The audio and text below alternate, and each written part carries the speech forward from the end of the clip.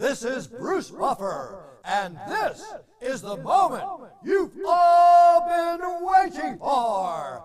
It's time for the MMA-Holes!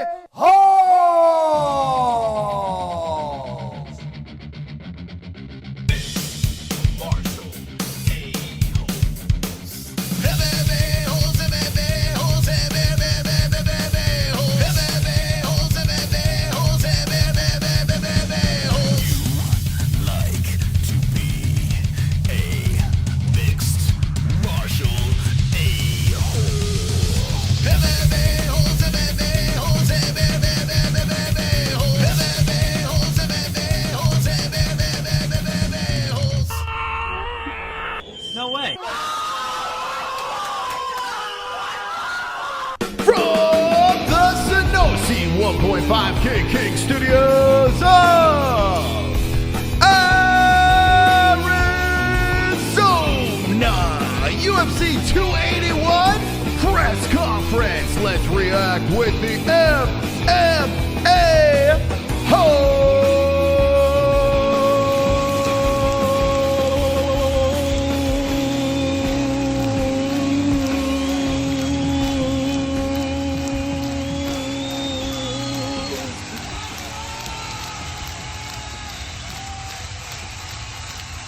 Hit the likes.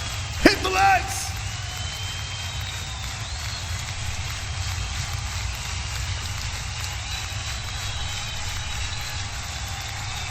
Come on. Hit the likes. Welcome, friends.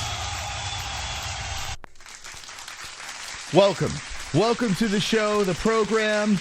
Early on a Wednesday because there's a press conference. UFC 281 press conference is going down today. It was really strange. They did the media scrum, and then they're like, okay, we're going to do the press conference as well. That's news to me. They're going to have a bunch of fighters that are fighting on Saturday on the DIAZ. I guess it makes more sense because at least tomorrow, fighters could just concentrate on making weight. So I guess I get it. But I want to know in the chat, do you think it's a good idea for them to have it on Thursday? Do you prefer it? I mean, Wednesday? Do you prefer it on Thursday? Whatever. I think it's a good idea. I don't know. I didn't mind it on Thursday because just as a, just as a fan that's being a little selfish, you got the way the fight week plans out, you got something every day. But today we got a influx of information. It's weird when you have, I don't even know why you even bother having a media scrum and a press conference on the same day. It doesn't make any sense. Like, I feel like all the questions were asked.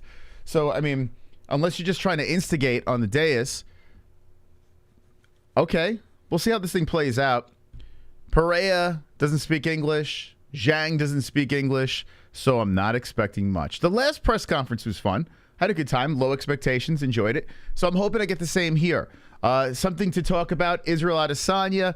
What is he going to say? What kind of trash talk we going to get? We got the frozen like Elsa line in his last appearance. You had the controversial World Trade Center Twin Tower comment where he's going to drop you like the Twin Towers or something like that. Almost got canceled for that.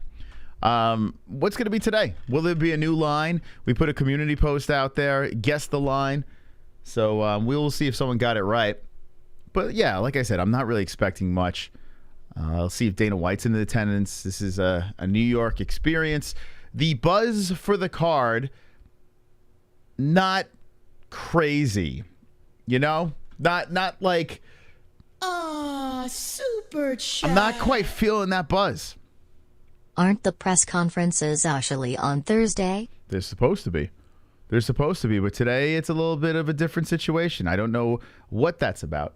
But yeah, and thank you for the donation, by the way. You are the new top Fukin dog. Look at that. That's Marsh Marley. Thank you, Marsh Marley. Thank you. Come on. Give them the respect that they deserve. Put them up in the lights. Yeah, so we were going to book a guest for today, and we decided against it because we're going to have a press conference in 9 minutes. Going to get started over here. We're going to do a full reaction. We'll play the audio. They might even show up on stream. This might be the first time on the MMA-Holes Live where the fighters actually show up on our show. So what do you need an interview for when you have the actual fighters showing up for the show? So make sure you hit that like button. It's going to be a wonderful, wonderful stream. No problem, brada. What's going on in that chat? Let's see how everyone's doing. What are we fired up for? Let's load up the chat. How about that? So I can see you guys. Here we go. And begin. Thank you. There it is. Wonderful. All right. Sup, boss? How you doing, Dustin Diamond? Did you get the notification for this stream? I know you have been having issues. Did you get the notification? What fight are you more excited about? Okay. Well, I mean, I guess the obvious answer is, and let's get rid of this. The obvious answer would be, you know, the Chandler versus Poirier fight, because it's just going to be a banger, right? And Chandler he really needs this win. Like, this is very important. And so does Dustin. You know, Dustin wins this fight. People are talking about interim strap or throwing him right in line for a Makhachev. People are saying that Makhachev might not fight Volkanovski just because, you know, when you're talking pay-per-view buys and numbers, who moves the needle the most. So this fight could be the #1 contender fight. Very interesting. It is only a 3-round fight, but I think there will be violence. I don't see how there wouldn't be violence in that fight. So we're guaranteed lock violence for that fight there. Zhang versus Esparza. I don't hate it. Like, Carla, she had a trash performance, but it was enough to win the belt back. So I don't hate it. Now, if Carla went out there every single fight and it was as bad as that last one, okay. But Carla's going to try to hump you. You know, that's what she's going to try to do. And I'm curious to see if she could shock the world. I don't think she will. I think Zhang will prevail. But there's a part of me. I'm going to download some information today. I'm going to download information at the weigh-ins. I want to pick Esparza. I'd rather Zhang win, but I want to pick Esparza. She's done me so well when it comes to underdog picks in fights. And I've placed bets on her before. So I'm really going to try to scoop whatever information I can and see if I could pull the trigger on that. And, of course, the main event, you do have the story of revenge. You know, it's a weird story. Usually the revenge is the guy charging up the rankings and saying, I'm going to get you up top on the throne. I'm going to pay back, mofo. And it's kind of reversed. It's a really weird story. Like, IZZY is the king. He's the champion of middleweight. But Pereira, he smoked him in his last fight. And, you know, the first fight did go to a decision. But still, Pereira is up 2-0 on IZZY. So it's a weird situation. Adesanya being the favorite. He said he's shocked about being the favorite. So, I mean, there's some stories on this card. There's some excitement, of course.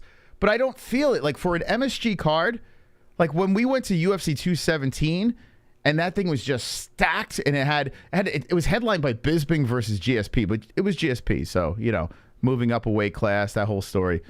But still, that card had so much buzz and juice. And anytime they go into MSG, like Michael Chandler versus Gaethje in MSG, that card, buzz, juice. This one here, I feel like, I don't know what maybe it's the language barrier that's going on. I mean, Pereira is doing whatever he can to go viral with his antics. But I don't feel that, like, I have to buy this pay-per-view. Even though we buy every single pay-per-view, and we have a link pinned in our live chat. Click on that link. You can find all the stuff. Watch the fights. But I don't feel like it's necessary. Like, I understand why people are like, you know, I think I'm going to sit back and stream this one. When you have a card at the world's most famous arena, you would think the buzz would be through the roof. Hopefully this press conference gives me something. Hopefully. This card's better than 280. I severely disagree. I do. This card is better than 280? No, it's not. Now, there's some good fights on here, yes. But no. I mean, the fight of Makhachev versus Oliveira and the divide and the arguing that was going on the internet, that alone, like, that was what a climax, you know, to get to. Now, I think people were just upset that Oliveira won, so like, oh, the card sucked. I guess. I don't know. The last embedded. So I didn't watch the embedded, so maybe that will help me. Do I got to watch the embeddeds? How are the ratings for the embeddeds? How you doing, Rap Legend? What's going on? Hype for this card? There we go. Okay, let's put a poll in the chat. Wait, where is my poll? They changed this. Start a Q&A. What the fuck is this? Let me try this. What is a Q&A? Say something. All right, here we go. Hi. Okay, here we go. I'm starting a Q&A. The fuck is it? What is this? The whole chat went blank. All right, I'm going to end it now. Thank you. What the fuck is a Q&A? Like, what was that about? What did you guys see when it popped in there? Start a Q&A. Answer viewer questions live. Yeah, what was that? I kind of want to try it out, but you saw hi? All right, let's see. I'm going to start a Q&A. Let's ask a question. Are you pumped for 281? Oh, do you ask a question or start a Q&A? Here we go. All right, I started it. The problem is when I start this thing, I can't even see the chat. All right. Let's see how this works. I don't know what's this. Oh, Izzy is not a pay-per-view star. UFC, Dana. Definitely. Ask these nuts. What is it? What is the purpose of this?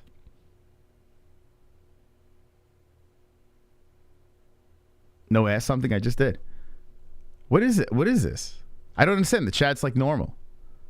What the fuck is start a Q&A? End the Q&A. I don't understand. All right, I got to look into that. I'm all down for like new features in the chat. I don't know what that is. All right, I'll just throw a typical poll in there. Yeah, that was weird. And now I gotta, after the stream, I gotta find out what the hell that Q&A is about. Any way to engage you guys, I'm down. I just, it'd be nice if I knew how to, what the hell that was. Like, what's the difference between me just reading the chat? Like, I'll just read the fucking chat. All right, here, I'll throw a poll in there. All right, the press conference is about to get going over here. It's question we ask you. Well, why? I mean, you could just do that in the chat. I don't know what that was. I'm going to look into it, and then I'll try it next stream. The hype for 280 was definitely higher, but I think 281 will have more exciting fights. I mean, yeah, I hope so. Listen, it's hard to say that when Izzy, think about this. Izzy's been criticized. He even made a joke about it. I like that he's kind of leaning into it, but I'm just going to leg kick him and jab the whole fight. Don't be surprised if that's what happens. And then you have Pereira saying the first one that shoots Conor's line, just kind of twisted it up. The first one that shoots basically is a puss. So, yeah. Oh, PC Strickland will be there. That's awesome. Look at that. Be in attendance. Anyone else be in attendance for this event? Let's see. Okay, so we're waiting on the press conference to get going. If you're just jumping in, hit the like button. We're about to dazzle you with a UFC 281 press conference.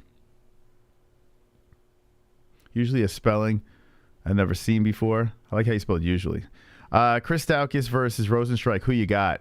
Oh, wow. Daukaus. I don't know. That's tough. That's a tough one. Donate this, donate that. Are you Christian or a non-blood Jew? I don't know. Send a donation. I'll answer. I'm in attendance in Florida for Hurricane Nicole. Pereira is going to be the next star. He is everything Izzy couldn't live up to. Mark it down, Moss. He is the real thing. I hope you're right. It would be fun to see Pereira as a star. I don't know. Like, I kind of feel bad. Like, I don't know why I keep rooting against Izzy. I don't know. It's not like I don't like it. Like, it's not like I dislike the guy.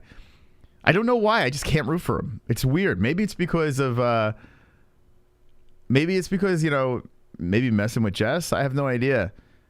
But I just can't get on board. Like, it's bizarre. It's really a bizarre thing. I was watching him interviewed, and it's like, I don't hate the dude. Maybe it is because Jess loves him. I don't know. I cannot stand Izzy. I'd love to see Pereira knock him out again. Like, yeah, that's what I'm looking for. Like, I'm probably going to bet on Pereira, especially with the plus money. I probably am. I don't know what it is. I can't put my finger on it. I just can't. Okay, it says it's live in 60 seconds. You pumped up in the chat. Wow, look at this. All right, so you guys are hyped. Look at the poll over here. I don't know. I guess I got to watch the embeddeds. I guess. Maybe that's my issue.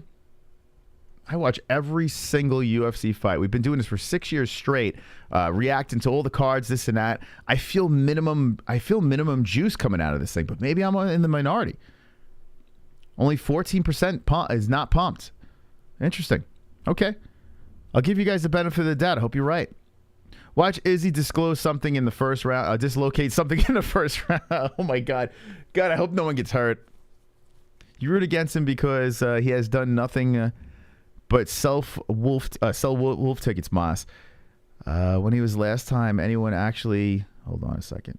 I keep on losing the chat. Sorry about that. Okay, here we go. Actually was excited to watch Izzy. He isn't the star UFC makes him out to be. I think he is a star. I do. I just... yeah, maybe it's the anime stuff. It might be that. Like his love for cartoons. It was weird. He got into this weird conversation. Like I noticed the media is trying so hard not to ask the typical questions. Have you noticed this? They're trying everything in their power to not ask the questions and get slammed on social media. So they're trying to ask different things, switch it up. So I'll give them credit for that. But asking about anime and, you know, I don't know. Like, it completely loses me. Like, who gives a fuck about Cowboy? Go fuck yourself. Like, what was that Cowboy? It was a question about some cowboy anime cartoon. I'm like, who watches this? It's strange. I mean, I do want to know more about the fighters, so I guess I kind of get it. But yeah, that's probably my disconnect with Izzy. Maybe it's the anime stuff. Cowboy Bebop. Yeah, Bebop, Cowboy, something. Yeah. Like, if someone was like, yo, Chris, you got to check out Cowboy Bebop. Or Bebop, whatever the hell it is. I would be like, yeah, I'm good. I don't think. Let's see. What does it look like? Does anyone watch that? Cowboy. If it doesn't have, like, murders. Wow, I just put in Cowboy and Cowboy Bebop comes up. Like, look at this. We're adults. We're fucking adults. When I was a kid. Yeah, when I was a kid, I'd get into this. I mean, we're adults, no? What is this? What's going on? What is going on with this shit? Cowboy Bebop. And he's like saying that he's going to check this out after the fights. That's probably it. Don't be fooled, man. Adult show. You couldn't pay me to watch this. Like, you legit couldn't even pay me to watch this. There's no possible way. And listen, when I was a kid, I liked cartoons. I liked Robotech and shit like that. That was similar to like this sort of animation and graphics and stuff, whatever you want to call it. But I mean, anime. Jesus Christ. What do you do? I mean, I guess if you can't grow up, you know, like, I guess it's like when people watch WWE, they just want to be a forever kid. And that's fine, I guess, you know, live your life, whatever makes you happy. I could be very honest with you guys. This does not make me happy. None of this makes me happy. This makes me gay. This will make me homosexual if I watch this. So, I'm good. I'm good on that. I just alienated our anime community. He calls it hentai or something. I thought hentai, wasn't that the writing on the hands? Isn't that hentai? Or maybe I'm wrong. Would you rather watch anime or WWE? God damn, man. Oh, fuck. I think I would choose WWE over it. I've seen animated stuff. Like, for instance, I saw the Spider-Man Into the Spider-Verse. I saw that. It was all right. Like, it was so well done, like, when it visually. So I get it, but like, I can't just run around and just watch cartoons all the time. It's crazy. Now with Ellie, we have no choice. Maybe if she got into it, I would watch it. Anime is awesome. I mean, listen, if it's your thing, like I said, like, I have no problem. If you like to fucking smell feet, knock yourself out. You know? If that's what you like to do in your private time, if you want to watch cartoons, okay. That's cool. If you want to watch WWE and that stuff, that's fine. I think the reason why I'm having problems relating with Izzy, I don't think he's a bad guy. In fact, he seems like a real cool dude. But my issue is, like, what are we going to talk about? Fucking anime? Are you streaming after the presser? I'm streaming right now, man. How much streaming do you need? No, I'm going to, after the presser, we're just going to continue and see your thoughts. So we're going to just basically, you know, listen to this press conference, see what's going on, and see if we could pull anything out for betting reasons. You know, people have joked in the past. I don't think they're joking anymore I pull information from these press conferences. Sometimes I get nothing, and sometimes I get something very valuable. So that's what I'm looking for. Anytime I watch a press conference, I want cringe. I want some entertainment. I want some trash talk. But what I really want is information. Like, I want every bit of information I can get for when I make my picks and my predictions. So, like, that's what I need to see. I need the human element of this. I know they're selling a fight. They're trying to get people to buy pay-per-views and tickets or whatever. But I have my reasons. There's like a billion Yeah, it's like country music. It's like people like it. I don't know why. I'm committed to talk more about MMA. No more BS. Non-fighters watching fighters. What a joke. Look at his profile. Hold on a second. Hold on. Let me pull this up. Oh, my God. Can I see this guy's channel? Oh, shit. We can do this again? Oh, thank God. YouTube brought this back.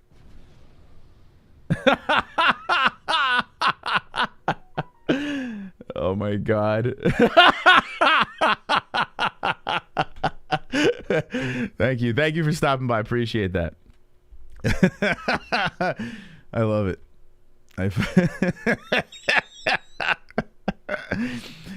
Oh, fuck. Thank you.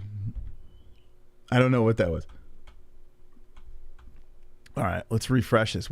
Of course, the press conference is late. Late. Where is it? Imagine the UFC. Imagine they fucked up. Imagine it is tomorrow. Right? Imagine it is tomorrow and they like scheduled it wrong. How many people they got waiting in there? They have... Oh, that'd be hilarious.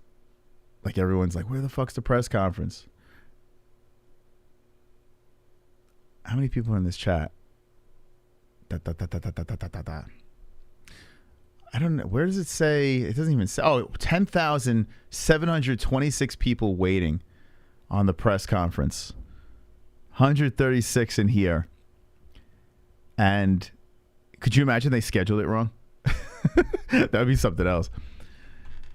Is there a Rangers game Thursday? I don't know. It's a good question. I know they lost last night. I don't know. So God of War, by the way, if you're a gaming fan, I know I was just making fun of anime and I'm talking about video games, but God of War is a fucking badass. Kratos is the GOAT.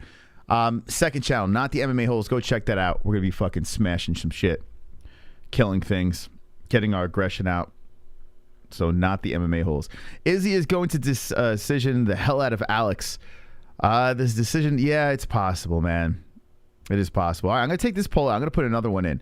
So this one, so you guys are pumped. Okay, we got that out of the way. You guys are pumped. That's why you're here. Okay, so 81% of the community pumped for UFC 281. We'll remove this. And the next poll, I'm going to put in. I don't like this Q&A thing. It's in my way. Who wins? Wins. Okay, here we go. Very simple, to the point. We're going to go IZZY. Alex. Okay. All right, let's see who wins, IZZY or Alex. The community poll has been entered into the chat. Get your votes in. Get your votes in. It was... I lost you. It was a cringe when they thought Muslims were triggered by Dariush preaching our beloved Jesus, unless, he was telling Muslims to worship Jesus. Who the fuck are you talking about religion for? What the hell? What the... This will be more boring than Rose versus Esparza. It could, yeah. This paper press conference could be trash. Yeah, there's a good chance. It's like I said. I'm going in with mighty low expectations. Wonderful, wonderful. We got the cuddly Sanosi coming in. Okay, Moss. If I donate $500, will you stream yourself watching an anime? I know you have a price. Oh, listen. Will I stream myself watching anime? Listen, I got to pay bills. Yeah, donate the $500. And I'll do some fucking anime stream on the second channel, not on this channel. And I will be... I mean, I don't know why you would want me to watch that, because all I'm going to be doing is just making fun of anime the whole time. I did a WWE stream. I got really drunk and I had a dislike party. And I said, don't like the stream, just dislike it. And I just got wrecked and just made fun of WWE. That's exactly what it would be. But why would I turn down 500? Of course. The IZZY show is boring. Rerun, circle, and score on points. Yeah, I mean, it's a very good possibility. You know, people are like, Izzy's going to take him down. And then people are speculating that Alex might take Izzy down. I mean, I don't know, man. Counter offer 640. Listen, if I didn't have a baby to feed, I can say, okay, no. But yeah, I have a baby to feed. So yeah, throw to 500. Change the studio name and let's go. All right, here we go. The press conference has ignited. So what we're going to do is I may have some of the fighters show up. They may show up. We always play the audio. We give our reaction here. But ladies and gentlemen, the fighters may actually be on this show. So you want to tune in to our press conference reaction stream. We do it for all the UFC fights. We also react to all the fights as well. So Saturday will be live. Hit the subscribe and notification bell. Do you remember MMA Quick Hits and his feud with Uriah Hall? I didn't know about he had a feud with Uriah Hall, but I do remember Quick Hits. Quick Hits was all right, hold on. I might be thinking of the wrong guy. Wasn't Quick Hits the guy that left YouTube for some reason and then exclusively started streaming on Patreon or something? I think that was that guy, right? Donate 500 Moss will have to go to WWE event and sit through the entire... Oh, my God, dude. Come on, man. What are we doing now? You think your neighbors watch the show? Yeah, they do. Some do. Yeah. The other day, I had one over, and he started talking to me about the Jake Paul fight. He tuned in. So, yeah. It's weird. That's weird. Because I don't really talk about this shit in normal life. I could likely find an anime Moss would like. A dude likes God of War. Yeah, I like God of War because it's like, it's not a fucking like weird ass. Listen, I don't like Japanese cartoons. Like I don't like that stuff is fucking weird, man. It's creepy. It's odd. I don't like the animation. I don't like anything about it. You know what I'm saying? Like I think it's corny and homosexual. God of War, like at least the fucking dude looks like a real like a real human being. Like it looks like a fucking brooding, pissed off dude. It doesn't look like some pointy-nosed Michael Jackson. Like anime is just a bunch of fucking Michael Jacksons on the screen. Like why do you want to watch that? They legit look like they all had the Michael Jackson surgery with their fucking weird ass noses and shit. It is really fucking odd. You anime people out there are fucking weird. Like this shit is weird. When I was a kid, I didn't know better. Yeah, like I said, I watched Voltron. I watched Robotech. Like I watched those shows that had this type of animation. Then I grew up and said, I'm not watching a bunch of Michael Jacksons. And then you ever notice like the women on there are like all half naked and like they all have gigantic tits and shit. It's like, what am I gonna jerk off to this now? It's so confusing. Let a cartoon be a cartoon. I don't know what's going on here. No, it's just not my thing. Definitely not my thing. Now the next time you watch an anime, you're gonna second guess yourself. That's my all-time favorite anime. Yeah, I don't know. The reason why I brought this up was because Izzy, you know, he was talking about... okay, here we go. John Anik is there. No, Dana White. Okay, so here's what we're going to do. We're going to play the audio. We're going to play the audio to the UFC 281 press conference. We're going to dissect it. We're going to really get down to the nitty-gritty. Now, the reason why you want to be here on this stream is not only do we play the audio, the fighters may show up. They may actually show up over here. So let's do this really quick. I'll see you later. Okay. All right. Claudio has hit the stage over here. We're really having... Okay, we have Dan Hooker now. Dan Hooker's hitting the stage. I will play the audio very soon. Hang in there. The Hangman Hooker. A lot of people will be out there. I'll tell you exactly who hits the stage, and then we will get into the press conference. I used to watch boxing, then I grew up. In truth, not a lot of anime does blow. Yeah, maybe there's some diamonds in the rough, but I mean, it's just like the whiny voices, the weird, I don't know, the fucking laser beams coming out of their ass and shit. I don't know what the fuck's going on. Gutierrez has hit the dais with a fancy jacket, takes it off, And here we go. Like I said, we will have the guests show up. And here's Frankie Edgar. This could be his final UFC fight at the world's most famous arena. Frankie Edgar rocking a bald head. He looks like Dan Henderson. It's a little weird. And I think if you watch too much anime, don't you get a gyno tit, I think? I'm pretty sure that's the case, right? That's what Izzy said. Too much anime, you get a hanging nip. Here comes Michael Chandler, not here for a long time, but here for a good time. Michael Chandler hitting the mix. Saluting the crowd. Okay. Adults arguing cartoons are fucking... I think what's worse is watching cartoons, to be honest. I think that's even worse. But like I said, if you have kids, you have an excuse, you know? Here we go. Here's Dustin Poirier rocking a space jacket.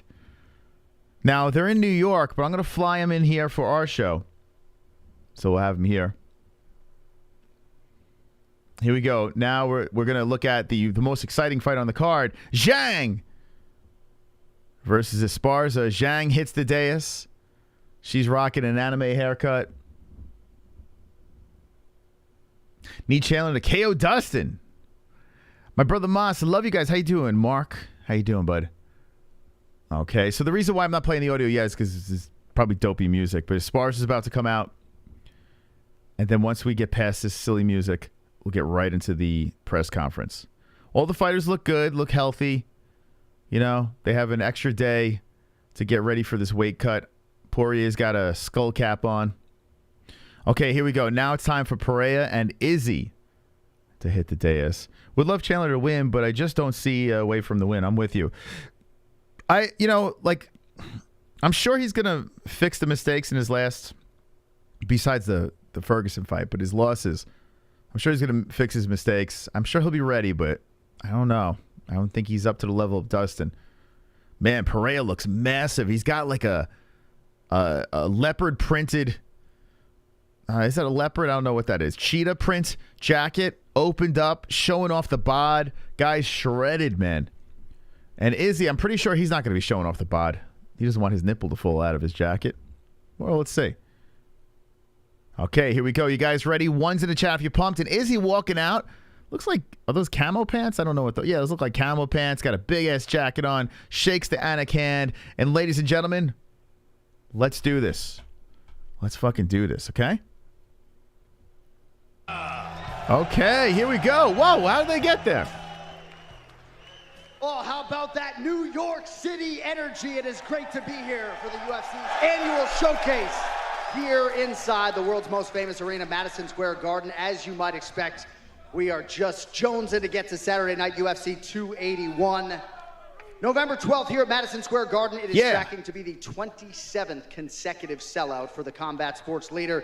And this event, of course, so deep, so good that we have brought out the entire pay-per-view main card for you here today. Of course, entire card. All roads lead us to the middleweight title fight, Israel Adesanya and Alex Pereira under the lights here at MSG. It's because they can't speak English. So, who has the first question? Don't be shy. I'd like to kick off with Israel Adesanya, please. Israel, I'm curious, you're a guy who's conscious of energy. What is the difference for you with this fight week being a champion compared to when you first fought here as an up-and-comer? It's always good to be in Madison Square Garden. And, what the hell? Last time I said it was a walk in the garden, but this time I'm not walking alone. I brought an army with me. Yeah? We've got Dan Hooker, Brad Riddell, Carlos Ulberg, and all of CKB. So it's different. It's different this time because, yeah, that was 4 years ago. This is now. We're big boys now. You know, some people on the outside will look at this and say, well, Alex has the power, you have the speed and accuracy. If that is the case, who do these little MMA gloves favor? We'll find out. You're also a man who knows a lot about fashion. What do you make of Alex's outfit? I'm surprised he didn't wear Venom today. I quite like the leopard print. It goes with his whole jungle theme, innit? But Alex, you've had a storied career, double champion in kickboxing. Where does this fight rank for you in your career? Okay, a little translation happening here. Whoa, a lot of boos. Bom, boa noite. É muito importante essa luta para mim. Todo mundo sabe. Eu treinei muito para estar aqui. Eu fiz um excelente trabalho. O Adesanya está falando muitas coisas aí de mim. É difícil aceitar nocaute. Hey, first of all, good evening to everybody here. I know it's a great event here. You know, Adesanya is talking a lot. I train a lot for this, to be in this moment. Adesanya is talking about me. You know, it's going to be difficult to accept a knockout. You've maintained throughout this that it isn't personal to you, but Israel says that it is. I'm curious, now that you're up there facing him, can you really be sure going into Saturday night that there's nothing in this for you that's personal? Você pode ter certeza que agora vai ser diferente das últimas vezes que aconteceu. Como é que vai ser? Bom, a gente está falando de MMA, foram kickbox. Muita gente está falando dessas duas lutas, mas eu esqueci. Eu acho que ele não esqueceu. Eu vou lutar com você como fosse a primeira luta. You know what? We're talking about MMA. You know, we all know what happened in the last two fights. I forgot about him. I hope you forgot it as well. I'm gonna fight you like it was the first time I was fighting you in my life. This is a question for Dan Hooker. Dan, you know, you fought some great guys, a couple of them on stage. Where does your opponent on Saturday rank in terms of ability for you? No, he's a good fighter. He's a dangerous fighter. But we have an opportunity here to make this our country's biggest moment in combat sports history. So that is something that needs to be taken seriously. What does it say to you about the growth of MMA in your own nation, where you can come to another country with an army and take over its most famous arena? Yeah, it's cool. It's cool. The people love it. They're here to see some fights, and we're more than happy to. I can't wait to lose again. Bring it. Question for Claudio. Where would a name like Dan Hooker, what would it mean to have that on your resume? Okay. Welcome to 281 press conference. Wow, they don't like Claudia.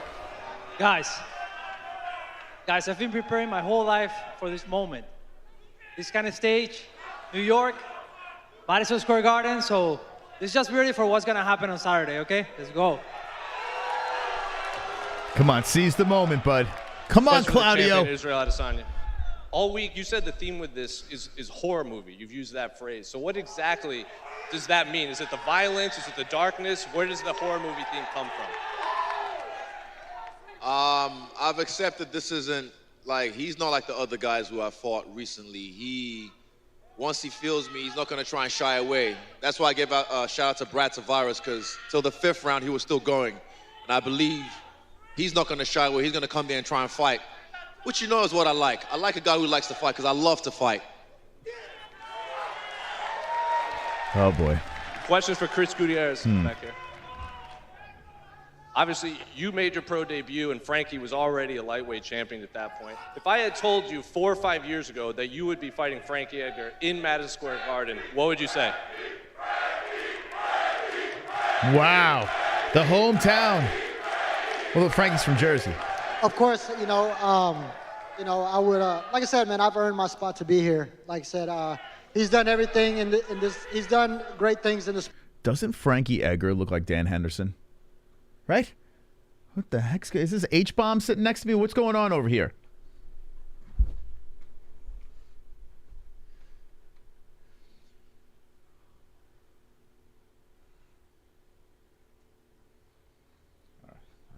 I'll just leave him alone. Sport, but his time is done. It's my time now. Team Frankie. He says your time is up. He said he would send you into retirement with no remorse. Is that a good attitude to have for a young fighter fighting a legend like yourself?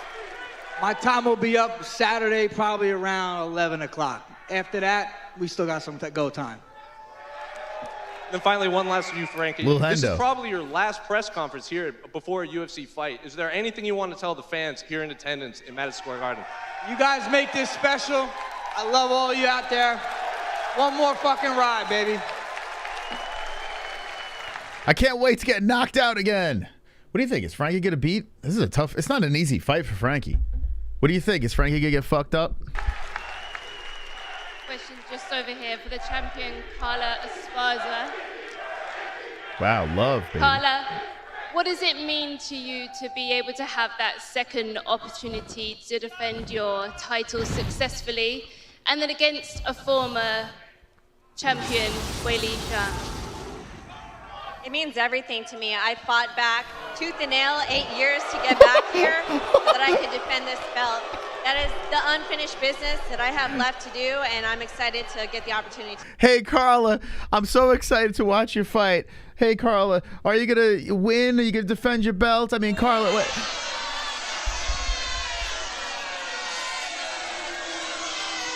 Hey, can you keep it down? Carla, listen. I just want to ask you a question about... Carla. To do that. And for Weili, of course, you know, you both want to leave with the title on Saturday. How much does this second... What's up with this world? I guess we don't hate China anymore. That's how bad Carla Esparza, like that fight was so bad. We're Team China now. And opportunity mean to you, and what do you need to do to be able to leave with that title on Saturday? 伟丽，那这个周末，我相信你们两个人都很渴望拿到这条腰带。那么对你来说，这次 I do 第 like 二次争夺 Zhang, 腰 though. I 带 do 的 like 机 her. 会， She seems 你 like 有 a 多 sweetheart. 渴望夺回这条腰带？那你觉得自己 She got the same hairdo as the Korean zombie. 这周六能够靠什么赢得这场比赛，拿回腰带？哇，我太开心了！然后来到这儿，看到这么多的观众为我加油，哇，我太兴奋了。I agree. Thank you, everyone. Thank you. I do like her. I don't hate 我非常 Zhang 兴 at 奋， all. 然后这周六的比赛，然后我也感受到了纽约大家的热情，对这场比赛的期待，我一定会好好打好这场比赛，把精彩的比赛展现给大家。 I'm so happy to be here in New York this time, and thank you guys for giving me the massive support. You are my energy. We need a translator for the translator. On the Saturday night, I think I can win over this fight for you guys. So thank you guys for the massive support. Thank you. A question from Michael Chandler. I'm not here for a long time. Like the last time you were in this arena, you had the fight of the year with Justin Gaethje. There's such high expectations for this. What do you have to do to, recreate something like that, but come out on the winning side this time? I think the highest expectations are the expectations that I put upon myself, and I've been doing this for 22 years, hand-to-hand combat. Madison Square Garden last year, November 6th, was the fight of the year for sure. I don't think I have anything left to prove. I'm not going out there trying to put on fight of the night. We're going out there to try to get my hand raised and win that world title in 2023 against a game opponent. Dustin Poirier's resume speaks for itself. The world's most iconic arena. So excited about this. New York, thanks for having us. Come on. Give me something, right? Give me something. And Dustin, we spoke to you not long What do you think, guys? Is Dustin going to give us something? ago at Media Day, and you said about Mike that he may think he wants a war, but in reality, he doesn't want that deep down. Does him saying that he's not looking for that kind of reinforce your thought there? We're going to find out Saturday night. That's what I'm going in there for. You guys want to see a head-on collision? And I'll give you one. I'm coming in there to finish this guy by any means. And when you fought Justin Gaethje, I remember you being very vocal saying, I know this fight, I'm going to leave a piece of myself in that octagon, or I'm preparing to do that. Do you go into this with a similar mentality, or is it different? No, you have to in facing guys like this. These guys are very dangerous. This guy's very explosive, has a lot of power, covers distance. Adversity might present itself, and I'm going to push forward. And like I said before, I'm going to grab one of his hot sauces. Hold on a second here. Let me see if I can get this thing. Let's see if I can get. What do you go? Anyone? One's in the chat if you want his hot sauce. Dustin, let me just grab this from you. Alrighty. Okay. That's fucking stuck. It's fucking stuck.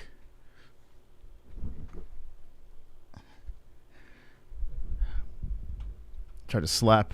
That didn't work. Okay. I'm willing to leave a piece of myself in there Saturday night. And last for you, Dustin. I know for each fight you do a charity goal with the Good Fight Foundation. Want to just share the message of what your goal is for this fight? Thanks for asking that. Yeah, this fight we're doing 500 meals for families and a pan to put everything in the oven and bake everything. I can't help but think of the fake charity. Yeah, we're raising money for a charity that doesn't exist. Also, we're going to do Christmas presents for every kid at the Hub, a women and children's shelter in Lafayette, Louisiana. So it's kind of a joint goal, but that's the mission here. Awesome. And just Your one last one wife for you, is in John. me DMs, yeah.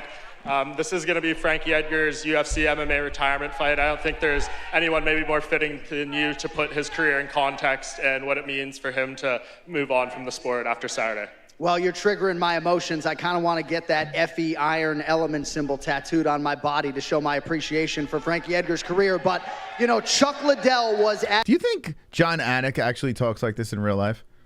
You know, as beloved as any American UFC fighter until this guy came around. This is an absolute legend, future Hall of Famer. And hold on, John. I got it. Don't worry.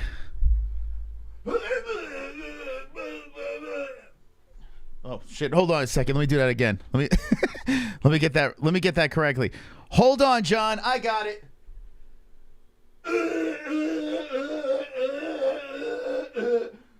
Okay. All right. Thank you. Thank you. Thank you. I got it, John. Don't worry. I got it. I got it taken care of for you, John. I'm excited. I know he doesn't walk to the octagon. I know he runs, but we're all excited to see my man FE make that jaunt Saturday night. So we'll see. Okay. Thank you, Mike. Thank you. This question's for Israel Adesanya. What's the party scene going to be like over there at City Kickboxing after Saturday night? I haven't peeked at anything after this fight. I haven't peeked at an opponent. I haven't peeked at anything but focused on the man in front of me because, yeah, we need to get this done, and we will get this done. And second question is to Michael Chandler. Why don't you like Dustin Poirier's hot sauce, man? No. Hey, actually, the hot sauce is pretty dang good, all right? Hey, and it was actually funny 2 different times. Our mutual friend, Theo Vaughn, brought it over to the house. I threw it away. Hey, but everybody knows it was actually really good promotion for the hot sauce. Dustin knows it was good promotion for the hot sauce. You know you went got that bottle out the trash. You know you did. Tell everyone. Yeah, you didn't it was leave good. It. It was good hot sauce. The official hot sauce of the UFC, I hear. Congratulations. So it's good hot sauce. Buy it, ladies and gentlemen. Damn good sauce. All right, I'm not buying the event. That's it. I'm out. I'm out. I'm out. That's it. I'm not doing it. I refuse to buy this event. This is supposed to make me want to buy the event. And another question for Dustin Poirier. Michael Chandler says that he's going to do 5 backflips if he beats you. How many backflips would you do if you beat him? I'm going to give you guys a hell of a cartwheel. I can't do a backflip, but I got a couple cartwheels in me for you. Thank you. Oh, my God. If Dustin wins and just breaks out a couple of cartwheels. Oh, my God. Dustin just starts doing cartwheels around the cage. I kind of have to see that. Hey, my first one goes to Frankie. Frankie, I'm a Brazilian, Renzo Gracie guy.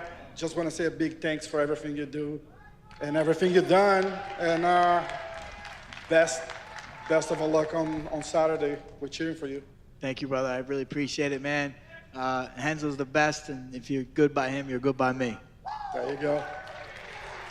And my next question is to Alex. I'm going to do in Portuguese, and then we can get a translator, right? Okay. Poitin, sábado à noite, você vai entrar naquele cage, o Adesanya vai estar do outro lado. What do you guys think of this press conference? What are you guys thinking so far? I'm giving it like a -5 out of 10. Desenrolar. Hey, Alex, on Saturday, when you get into that octagon, you're going to be on one side. Adesanya's going to be on the other side. When they close that gate, how do you think everything's going to be? Bom, eu acho que eu tenho que fazer tudo aquilo que eu treinei. Ele é o campeão. Eu tenho certeza que tudo que eu fizer lá dentro, ele vai querer responder. I'm going to have to do everything I trained for. He is the champion, and I'm sure everything I do inside that octagon, he's going to want to respond. I mean, you got to... Alex and Zhang don't speak English, so it's so tricky, man. Alex. Potan, tem muita gente ainda que diz que você não fez por merecer estar nesse lugar. Even Izzy looks like he's falling asleep. Disputar o cinturão com apenas 3 lutas no UFC. Que mensagem você daria para essas pessoas hoje? Que mensagem você acha que você vai dar sábado à noite? Alex, there are a lot of people that say you don't deserve to be here in this stage on a main event after just 3 fights in the UFC. What message do you have for them? And what message are you going to leave on Saturday night for everyone? Bom, muitas pessoas acham, né? Achavam, né? Porque eu vim provando. Assim como o Adesanya também achou. Ele falou que quando eu cheguei aqui, ele queria lutar comigo. Talvez depois da 4ª luta. Quando foi anunciado que eu ia lutar com ele e toda a equipe dele mudaram o discurso. Não queriam aceitar. E isso demonstra que eu mexi psicologicamente com a cabeça dele e de toda a equipe dele. Okay. You know, there's a lot of people that think maybe that they thought I was undeserving, including Adesanya and his team. Originally, he said, so when I came into the UFC, that he wanted to fight me. As soon as I started to fight people, they changed the narrative. They spun things around and they said, oh, maybe. They started to run around. They said, maybe I don't want to face him again. I think I kind of screwed his mind a little bit, and he's a little bit unbalanced psychologically on this one. Okay. I would like a response. How about an easy response? Você fez apenas 3 lutas no UFC, já vai disputar o cinturão, liderar um card aqui no MSG. Vocês já lutaram 2 vezes. Você acha que a rivalidade tem potencial? A rivalidade Why didn't we get a response from Izzy? Give me a back and forth. Maiores do MMA atual, uma das maiores da história, e vocês se enfrentarem outras e outras vezes? And here, Alex, here you are, main event, Madison Square Garden in New York. You faced him twice again, and you're facing him once again. Do you think you have the potential to actually have a rivalry with Adesanya, and not only to fight him tonight, on Saturday, but going forward and have one of the greatest rivalries in UFC history? Com certeza vai ser uma grande luta. Eu estou disposto a enfrentar quantas vezes ele quiser. Eu já ganhei dele 2 vezes. Eu falo que eu não vou lembrar, mas é um pouco difícil. Isso faz parte da minha história. Surely, yes, and I will fight him as many times as I'm asked to do. I said I beat him twice, and I say I try to forget as much as possible. It's hard to forget because that's part of my history. This one's for the Greg Ivory with BR Betting. This one's for the champ, Israel. I want to know, the BR Betting community wants to know, because you're the last leg of our parlay on Saturday, are you a lock to win Saturday night? Which betting company? BR Betting. I only fuck with steak. Sponsor. Hashtag sponsor. Hey, and this one's for Poirier. My bookie, by the way. I'm betting my bottom dollar this one doesn't go the distance. Which one are you guys knocking each other out? I'm going in there to finish this guy, so we'll have to see Saturday night, but I'm leaving it out there. I can tell you this. I speak for myself and Poirier, I believe. We both are always looking for the finish. We know exactly who each other are. We know exactly who we are when we step inside there. Let's do this thing on Saturday night. We are going to steal the show. This is the people's main event. Oh, my God. I mean, guys, how bad do we need guys like Conor? Sean Strickland's. I'll even take a Kamaru Usman. Like, give me some Colby Covington. Give me something. Put one person out there. Give me something. See, this is a press conference where one guy can steal the whole show. Strickland got knocked out in the last fight, but he stole that press conference and everyone fucking went crazy over the guy. Like, this is an opportunity where these guys could hit a stage. Even the other fighters that are on the dais over there, just fucking seize the moment. Drives me nuts. Question is for Izzy. Izzy to your left. Izzy over here. Last time you stepped in the cage with Alex, he knocked you out. Ring. Sorry, the ring. I apologize. He knocked you out, and he talked about that. He said that that's going to be in the back of your mind, and that's going to affect you now. What's your response to that? No. Okay. if you win and you win spectacular fashion, I know you always like sidesteps these questions, but I mean, a lot of people are calling you the greatest of all time. I mean, how far away do you think you are to that? I never chased those records. I never chased the belt. I never chased anything. All I ever chased was bodies. Put them in front of me and I take them out. And this is going to be no different. I don't chase anything. They all chase me. That's a great answer. A question to Carla. Earlier today, Weili said there's nothing you do that scares her. Is there anything she does that scares you? Here come the boos. I mean, not really. I've been in the octagon and the cage with the best of the best in the world for 13 years. So I don't think there's ever anything new that I'm gonna see. All the opponent is top notch. So I mean, as far as I respect her as an opponent, but am I scared? No. It's so wild. Remember when Zhang Weili was getting booed out of the building when she fought Rose? Like the first time, she was getting booed. And to the point where she said it rattled her after the fight. She was making excuses. And now here she is in a situation, Madison Square Garden, where she is going to be walking to the cage and the whole crowd's going to be going nuts for her. And if you're Carla Esparza, I don't know how you're going to be able to get past the boo birds. I mean, we're going to really find out how mentally strong Carla is, because she's going to, I mean, I'm surprised they're not going to throw shit at her. It's crazy, man. How everyone just kind of flip-flops, you know? There was a time where Zhang was just getting booed like crazy. Now everyone loves her. It's a weird thing. And my last question is for Dustin.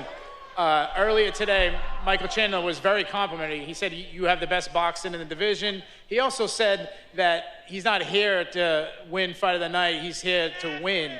Does that kind of hint that he might come out and try to wrestle you? He better wrestle early. I like that. There you go. There you go, DP. A little chip on his shoulder. Here, Weili. My first word goes to Weili. 你好，Weili，我是中国咪咕记者戴云浩。我会先用中文问，然后再用英文复述一遍。OK。我们知道在重量级几乎没有人能抱摔纳甘诺，你在上周却轻而易举的抱。If you have not hit the like button, I don't know what you're waiting for. We actually have Zhang Weili here in studio, for God's sakes. 挑战他呢？ Apparently, there's hardly anybody who can body slam Francis Ngannou in the UFC, but you just picked him up in the gym last week. So when do you plan to move to heavyweight division to face the champion? 我先拿下来这一场冠军赛再说，而且我觉得纳甘纳他不重，不信大家可以去试一试。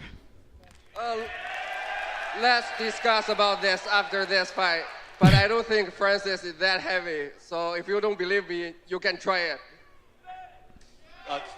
这是你第一次在 UFC 面对摔跤手，你怎么评价这次对手？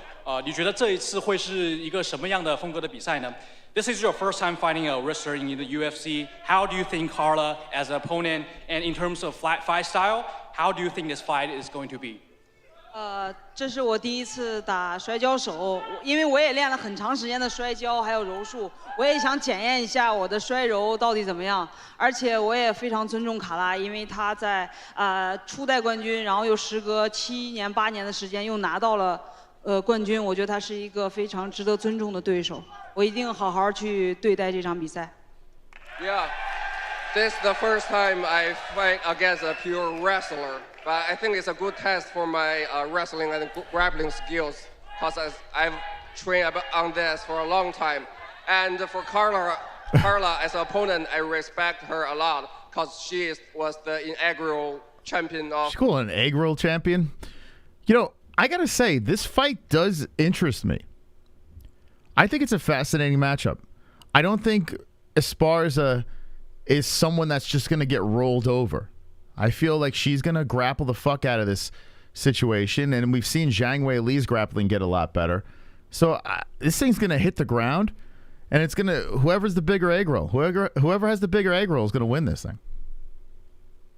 Of our division, and then gain the title again after 8 years, so which is a huge achievement for her. So I think on the Saturday night, we will bring an exciting fight for everybody. Thank you. Yeah. 时隔1年重新挑战冠军头衔，整个中国都在关 I 注 mean, you could only go up. You could only go up from the last fight Carla was in. 腰带带回中国呢。After UFC 268 and after 1 year, you finally come back to MSG.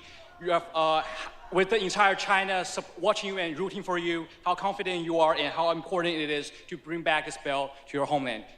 我觉得这个腰带属于勇敢者的，属于努力者的。然后我相信我努力了很久为这条腰带，我相信我会取得胜利。I think the belt belongs to who is brave, who work harder. I train very, very hard for win this title, win this belt again. So I believe I can win this belt back. I put the belt on my waist again. Okay. And I'll just say I'm going to do everything in my power to keep this belt here in the U.S. Whoa. Whoa. All right, next. Look at her face. Hold on a second here. Back up for a second. The look on her face. Look at her face over here. We'll zoom in. Oh, shit. Yeah, see you later. Hold on a second. After she's hitting all the boos, what the fuck is going on? Why is it? Why is she flying away? Oh my God. Anyway, look at this face over here. After she's hitting all the boos are coming in. I think it's going to get to her. I think the boos, like, I wanted just trying to find a way to pick Esparza in this fight. I think she's a live dog, but I don't know if she's mentally going to be able to handle this. It's going to be deafening. It's going to be deafening, the boos at MSG. Her own country's turning on her for a shit fight. It's crazy. Crazy one shit fight. My next question goes to Carla. Your previous opponent, Rose Namajunas, said that she hoped this fight will not be kind of boring and become a point decision at the end. In what way and style do you think this fight is going to be executed? And what's your comment on Rose's interview? Well, I've been working super hard. This has been one of my best camps. I'm definitely looking for the finish. But I guess I can't do much talking. I'm going to show you on Saturday night. Is it the libtards in New York? Is that what it is? Yo, my question is for Izzy. Is that what it is? Is it the libtards in New York? Are they screwing everything up? Is that your theory? Could be. You never know. We're going to get back to the press conference in a second. We got a donation coming in over here. What do you guys think? Cuddle! Damn, is this presser dull, even if 280 translator was more exciting. Fook, I can do a better presser for Fof versus Hearns. Let me teach them how to sell. Hopefully the fights are fun in exchange cause. You know, it's not a bad idea to do a press conference before the Fuko Friday. I'm kind of into that. Yo, my name is Vic Blends. I just wanted to say congratulations on everything that you've accomplished. Champion of the world, you an inspiration to all of us.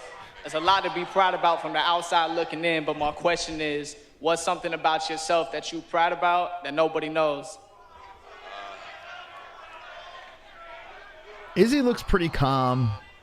Doesn't look rattled. Something that I'm proud about that nobody knows. Damn, you put me on the spot. It's a good question. I don't mind that question. Only the good questions, man. Okay, something I'm proud about. I am proud with my cooking skills. Yeah, during the last lockdown, I'm very coachable. I can follow a recipe.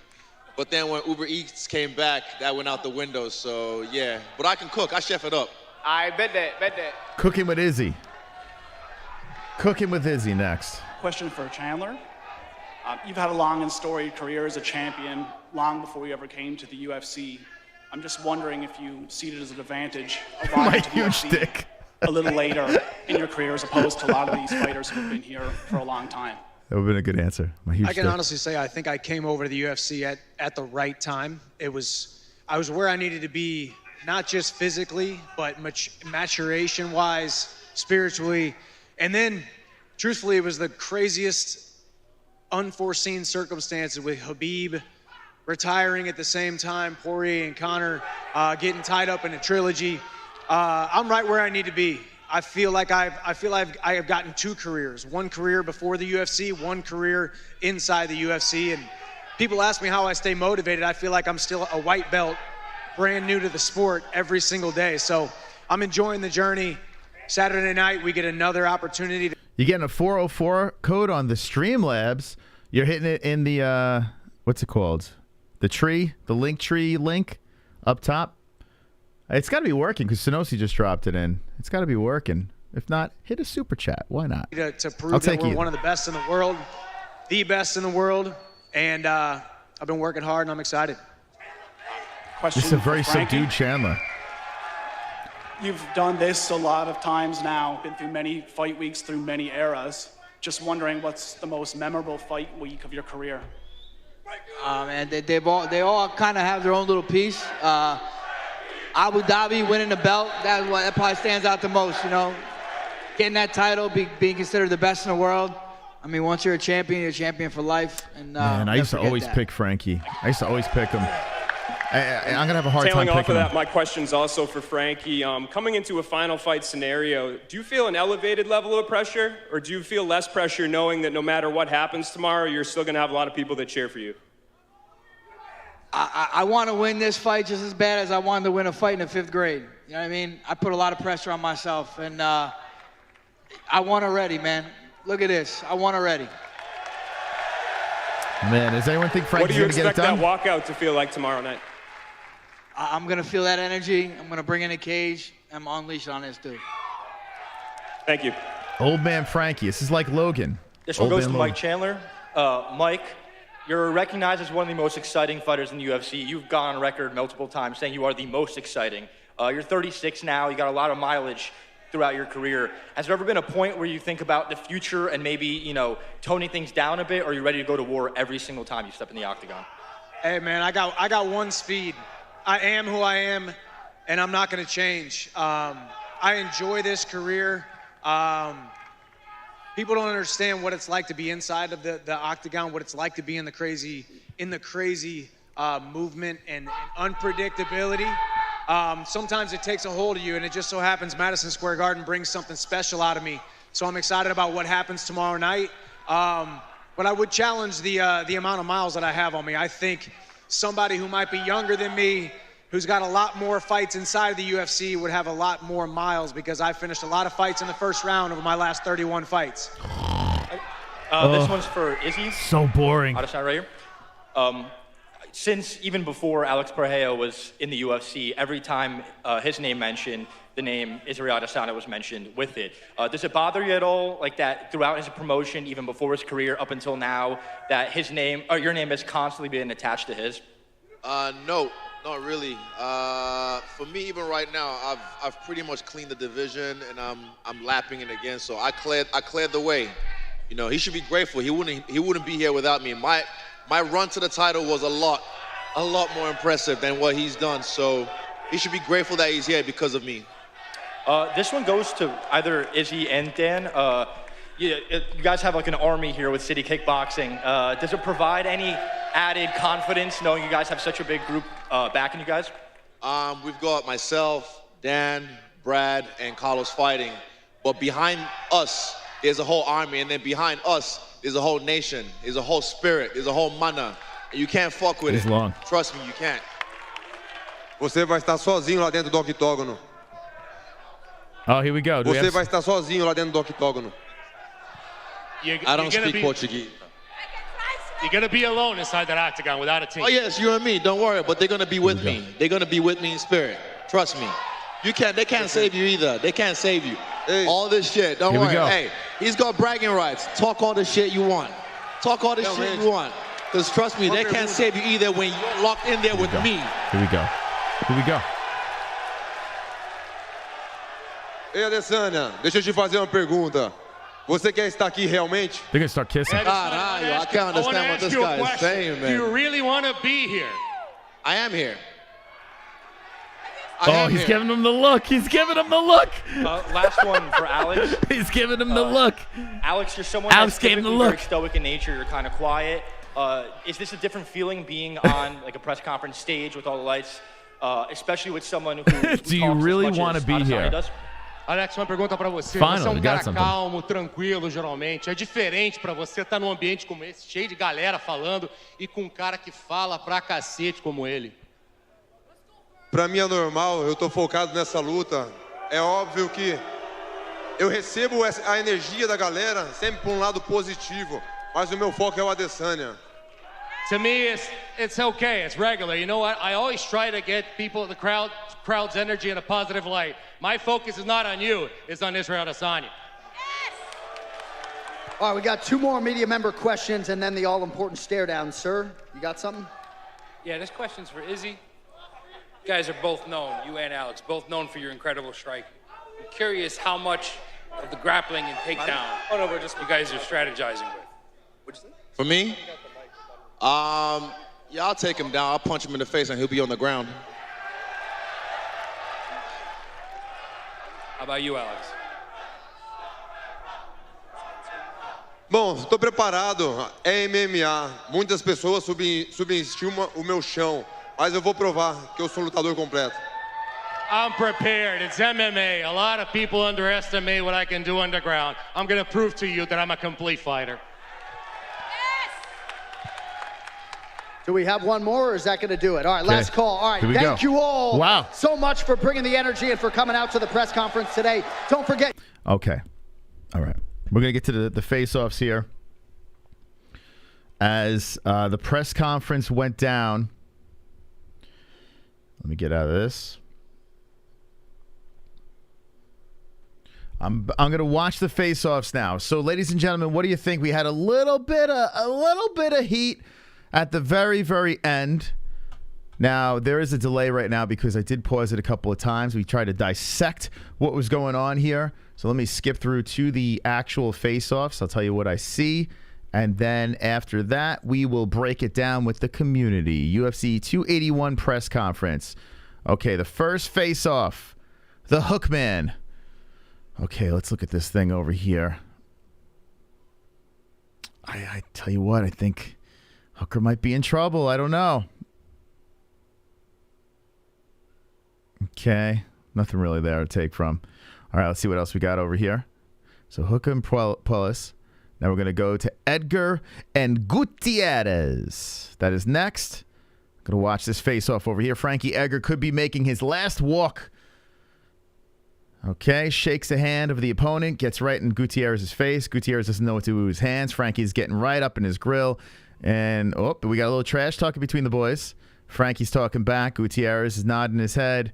Okay, that's that. Face the crowd. Okay. Oh, I like it.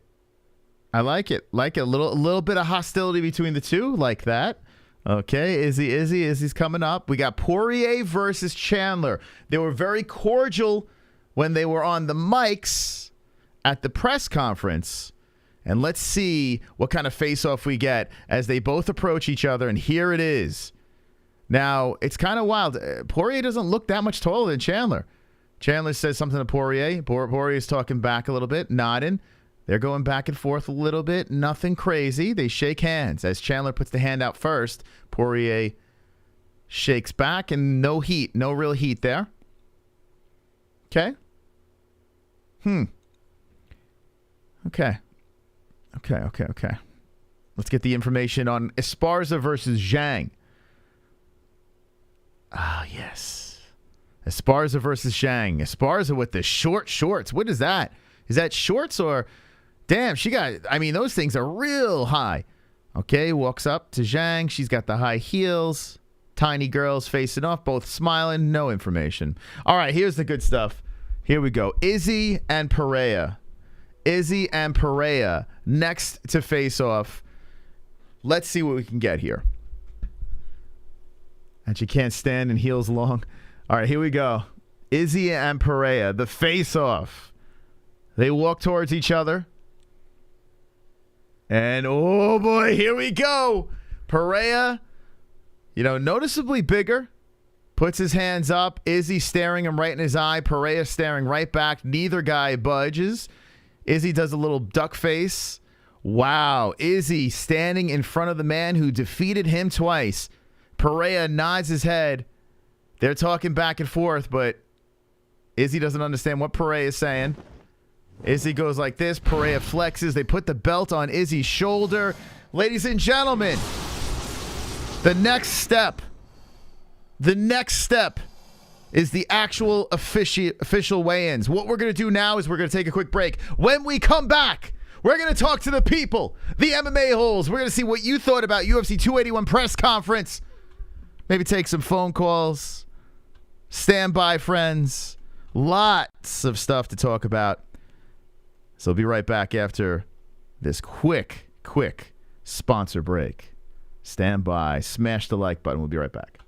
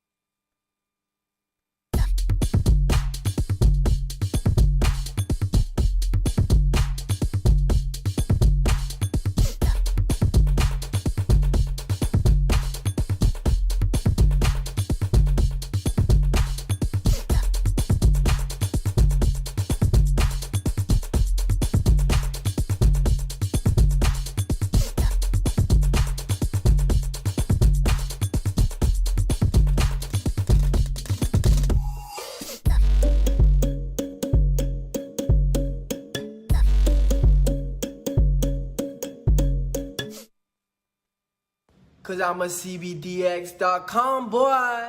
We sell legal, Delta ATAC, it will get you very stoned. We sell gummies, yeah. Buzz-based oil in a cell, and they post on Twitter. Oh yeah, hey, on CBDX.com.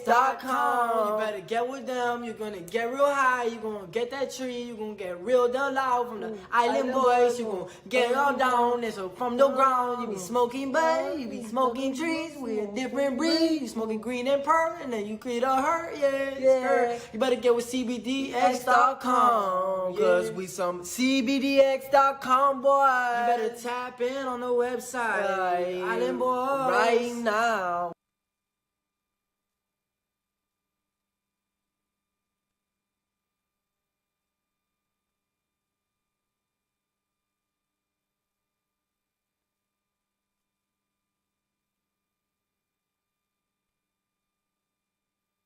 When it comes to underwear, there's nothing more important than comfort. Why empty your pockets for generic underwear that loses comfort, quality, and style when you can slip into a pair of Sheath and get even more out of your daily wear? With Sheath underwear, you can treat your jewels like royalty as they are given their own private sanctum, keeping them secure and you in a state of bliss. Get 20% off Sheath now using promo code MMA-Holes. That's MMA-HOLES with the link in the description below. And for the ladies? Absolutely! Sheath isn't just for men. Ladies can now experience Sheath's style, comfort, and functionality too. Sheath for women is crafted using a signature modal elastane fabric blend for form-fitting breathability that will not affect the natural pH environment or the microclimate of the skin while producing that long-lasting, unimpeded comfort.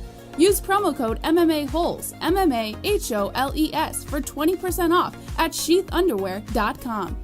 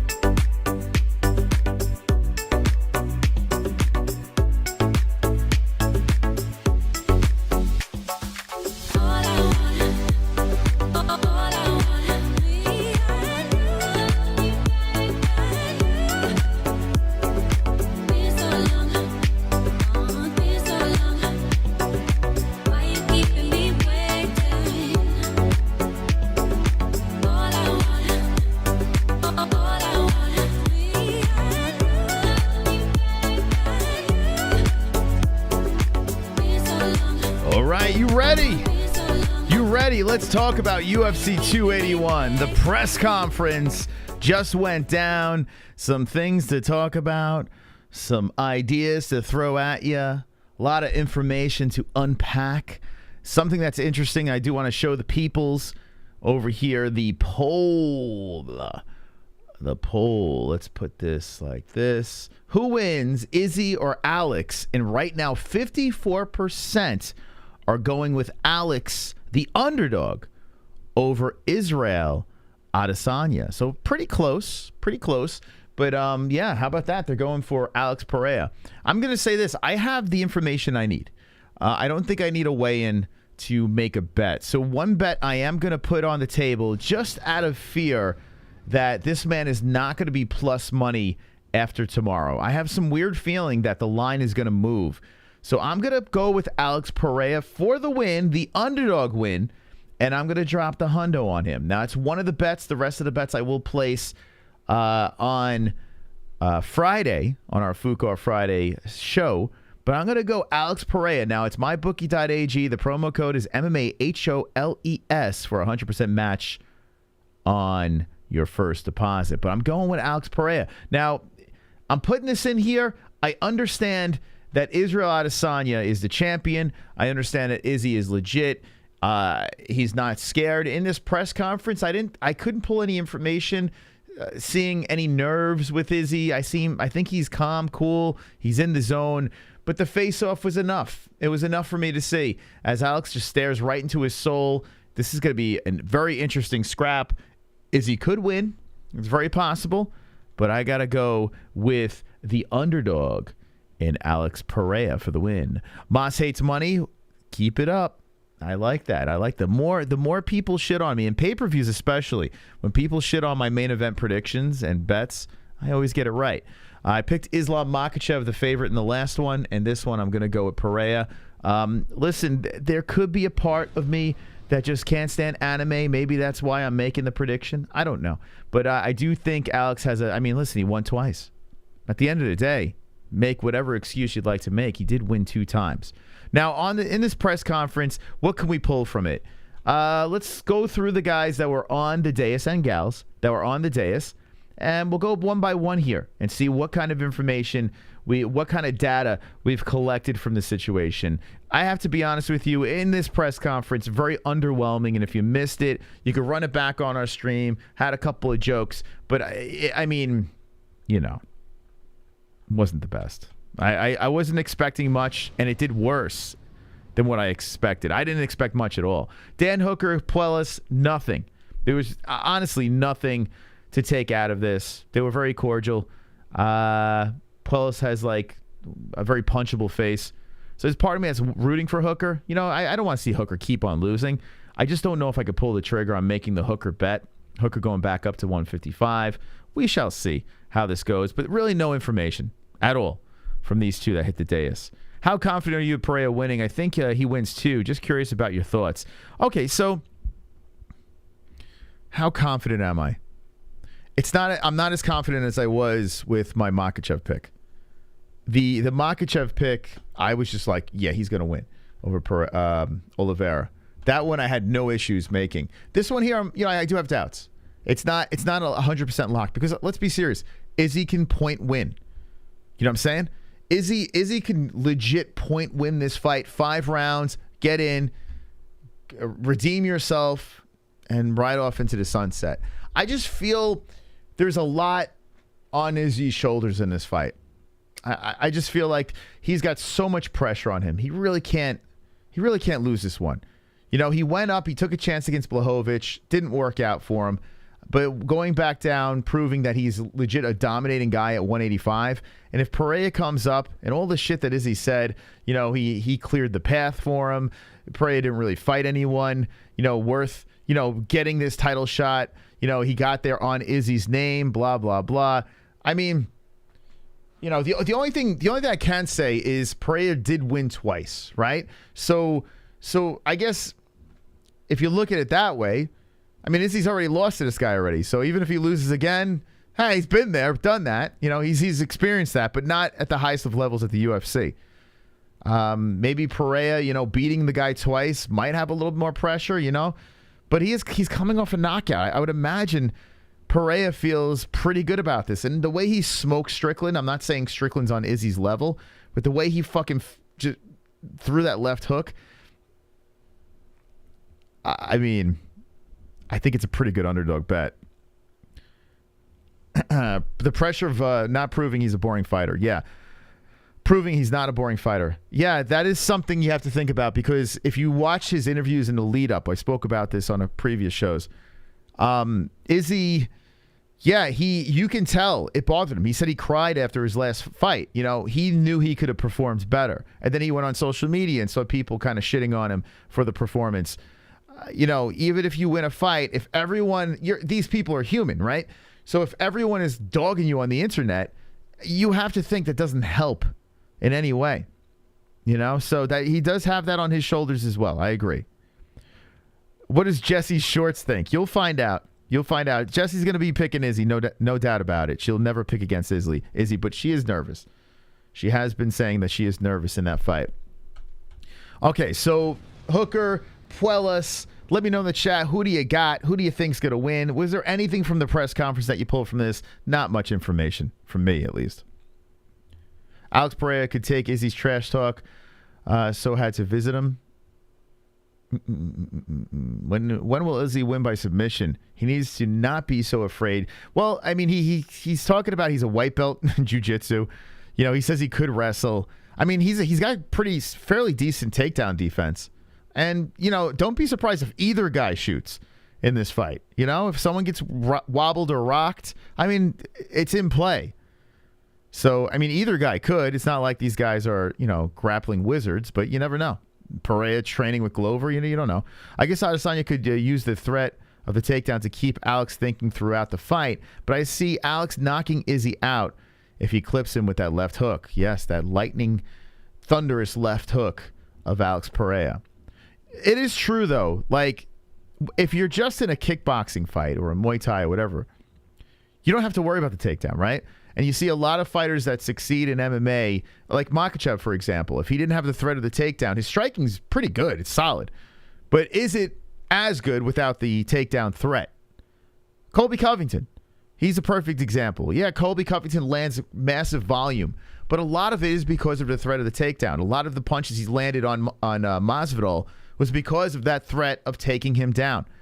You know, so with MMA, if Izzy does, you know, show signs of wanting to take Alex down, perhaps that's the key to victory. Not impossible. Carlo is dressed like a UFC hooker, not Dan. Whoa, hey. Wonderful. Let's move on from Dan Hooker. Frankie Edgar versus Chris Gutierrez. They were both out there. Frankie got a lot of love. Looked very old. A lot of love. The face-off, I'm just not, man, I am not confident with Frankie right now. Not at all. You know, the run that Frankie's been on, it's been a rough one. Real rough ride for the guy. He's a legend. Guy's, you know, former champion. He's done so much under the UFC banner.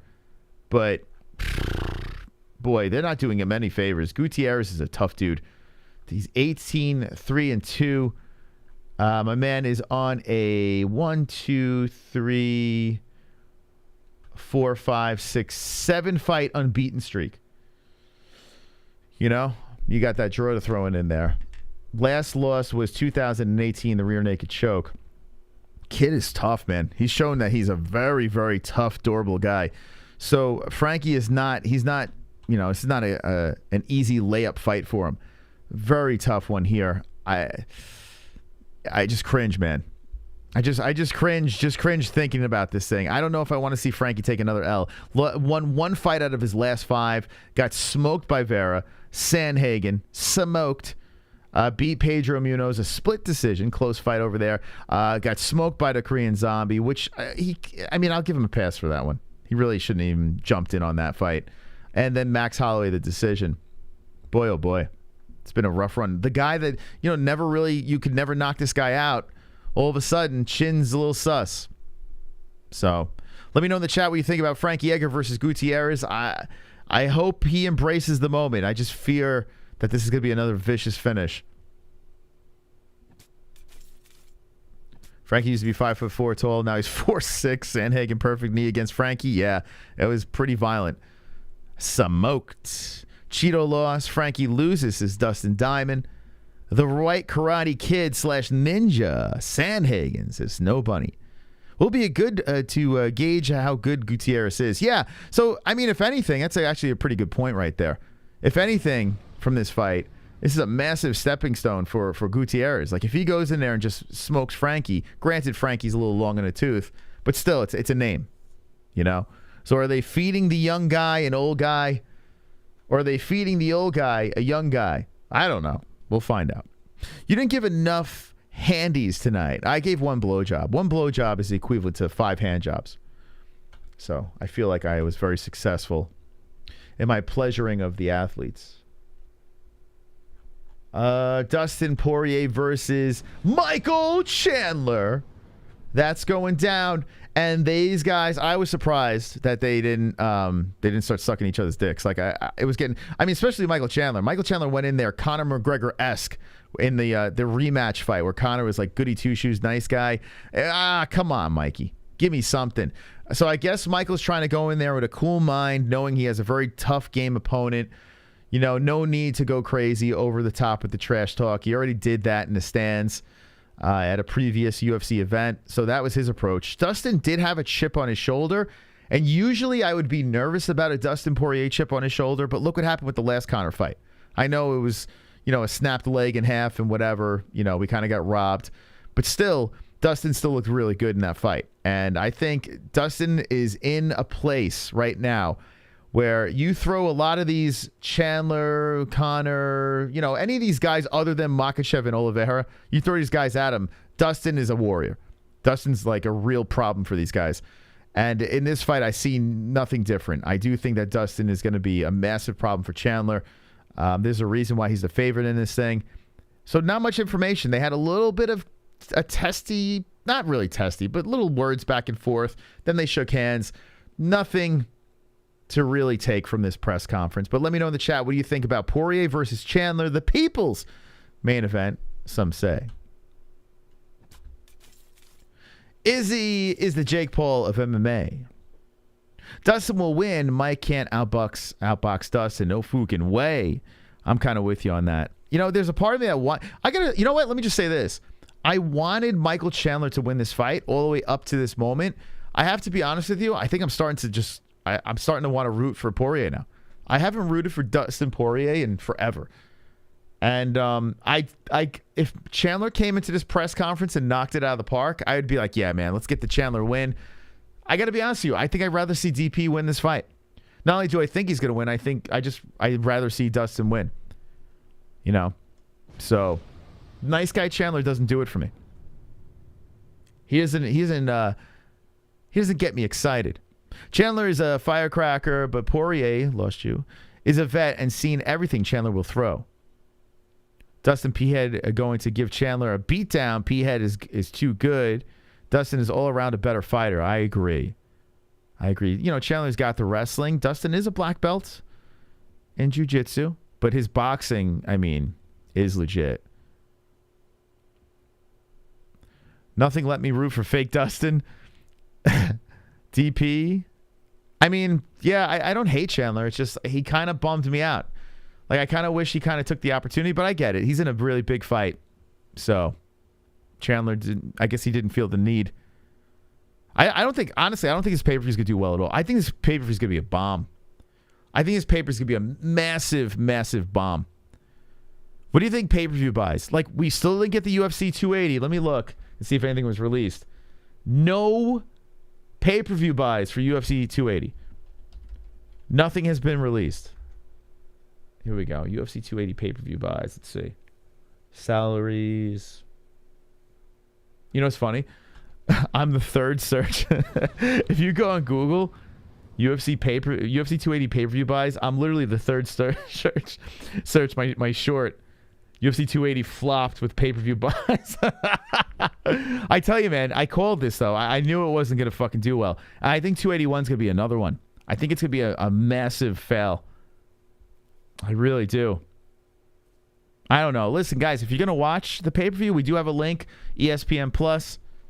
We do have a link pinned in our live chat, our link tree over there. You can get the UFC fight if you're going to do it. Everyone that does use our link helps us out, so get the pay-per-view if you're going to do it. 500K tips only cause Izzy gets KO'd. Wow, 500K? I don't see that. I see 350, maybe 400. Flop because ain't no rivalries anymore. They all want to shake hands and shit. Fook that. Yeah, I mean, there's no drama. Like, it doesn't have to be about drama, but you got two of the fighters don't speak English. Internationally, I guess the viewership should be pretty decent. But when you're talking about the U.S. pay-per-view buys, I don't think it's going to be high. I honestly think that no one gives a shit about this card when it comes to casuals. Now, the UFC fans, we put a poll in the chat. People are definitely down for it. I'm going to be watching it. I'm not saying this is a trash card, but it does have the potential of being a disappointment. It does. I mean, if you look at the co-main and main and you look at previous fights with the two champions, if they get their way, it could be a lame 1-2 punch at the end of the card. Now, throughout the card, fairly solid, good matchups. I think it should be well balanced and entertaining, but worth $80, I don't think that's the case. I really don't.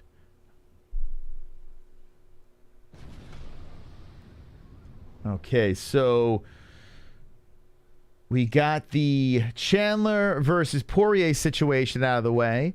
Now we go to Carla Esparza and Zhang Weili. The one thing that really stands out is the boos. I mean, Carla Esparza in her home country, Madison Square Garden, the world's most famous arena, and she's just fielding boos because she had one lame fight. I mean, I think it's a little. I don't know. I think people are being a little hard on Carla. Like, what did she really do? Like, I mean, all right, you had one snoozer of a fight. I didn't see Izzy getting booed. He's been in two massive duds. I mean, especially the Romero fight. You would think Izzy would field some more boos. So, I mean, I kind of don't get it. Unless Zhang Weili, her personality, which seems super sweet and super nice, maybe it's just she's won over the American people. There was a time not too long ago, Zhang Weili versus Rose, she was getting booed like fucking crazy. Crazy. Like, everyone was booing her so much where she's like, it affected my performance. Now she's getting cheers. I think Carla's getting she's getting like, I don't know. She's getting, she's kind of getting shit on. There's a part of me, like, I like Zhang Weili. She's one of my favorite female fighters out there. But there is a part of me that kind of wants to root for Carla to win because I don't understand the unnecessary booing. I don't get it. Maybe because she looks like Cookie Monster. Like, she actually does look like the Cookie Monster. Maybe her face looks like a stop sign. I don't know. Very strange. Mosh, you going to stream God of War Ragnarok tonight? No. In fact, I was supposed to get the game today. They said it's coming tomorrow now. So, tomorrow definitely on the second channel. Little God of War Ragnarok. So, yeah, it's happening tomorrow. Not the MMA-Holes. Her nickname is Cookie Monster. She deserves the booze. So because of the nickname? Okay. Carla looks like she used to work at La Senza plus size. Carla is getting KO'd in round 1. Possible. I mean, Weili is vicious. I can't wait to see this thing hit the ground. Because Zhang's got some grappling now. So I'm curious. Does anyone in the chat think Esparza is going to be able to hold on to the belt? Let me know. So I got the poll in the chat. 56% saying Alex Pereira. Alex Pereira. Hold on a second. I keep going to the wrong scene. This is where we're going to react. Is going to win. So it looks like people are picking Alex over here. So I'm going to remove this one. But it's close. It's still close. We'll say it's 50-50, but a little in favor of Alex. Let me put a poll for Carla and Zhang. Okay, who wins? The hell was that? Did you guys hear that? Like a massive bang. Who wins? Carla. I'm sorry though. This event, it does not have the juice. of 280. 280, the press conference was at a weird time. It had juice.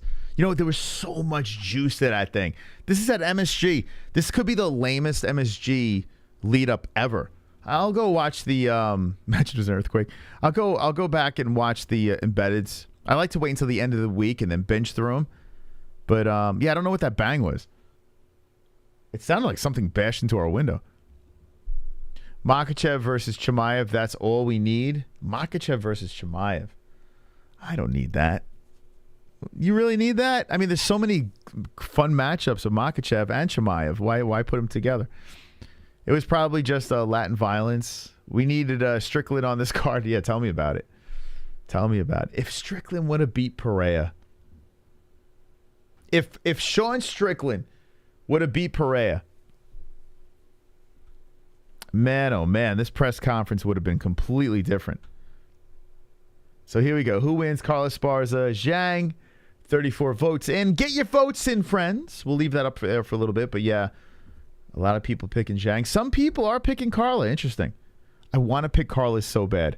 I'm trying to find a way. I'm just having problems doing it. No big names want to pay New York taxes. Yeah, New York taxes is a problem. That is.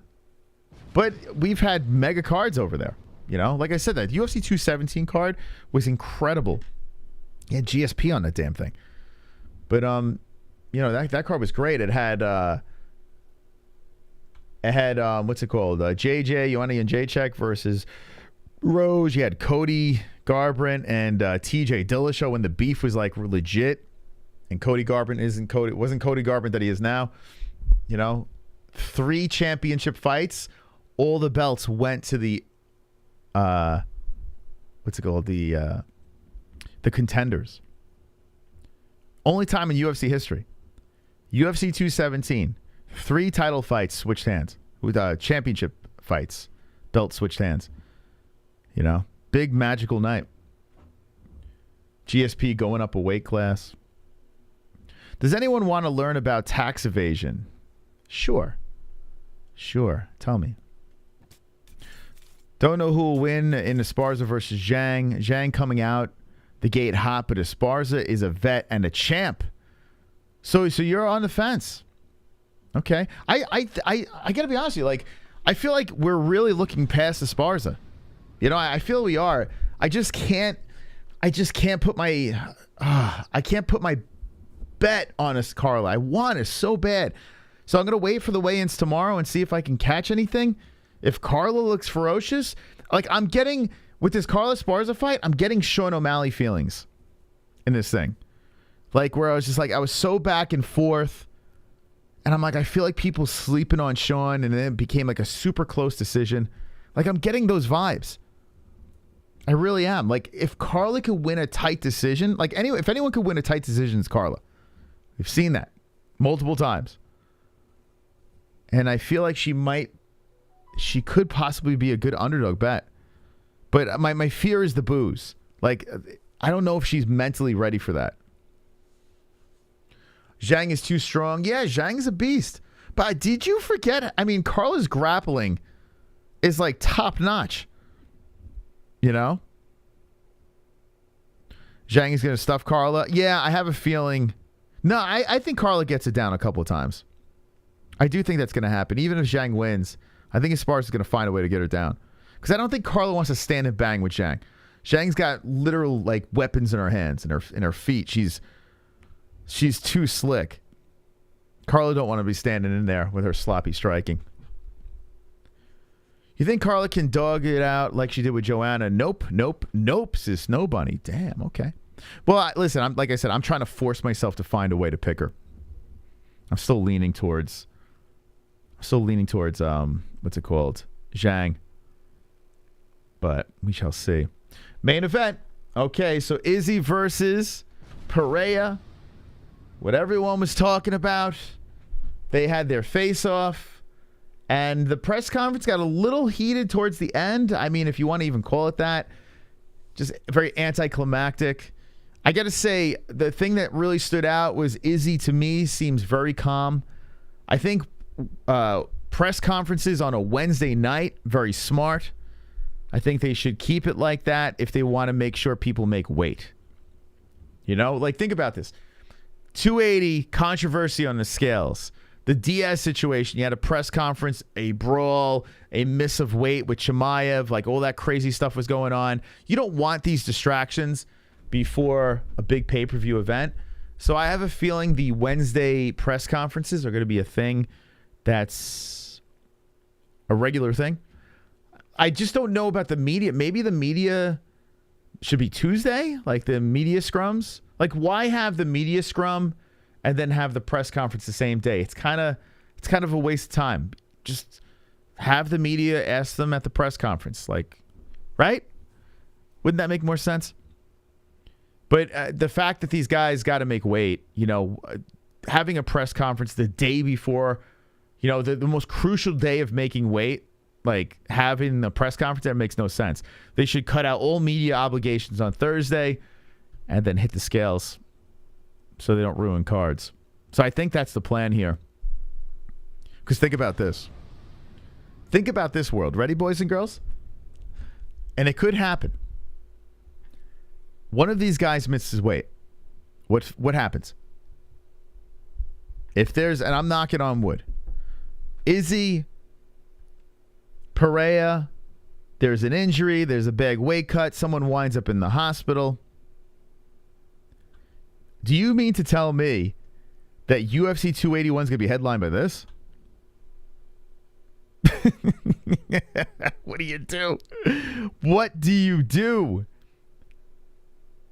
You know, so I think, you know, the biggest reason why they had the press conference on Wednesday, they want to make damn sure that both of these guys hit the scale.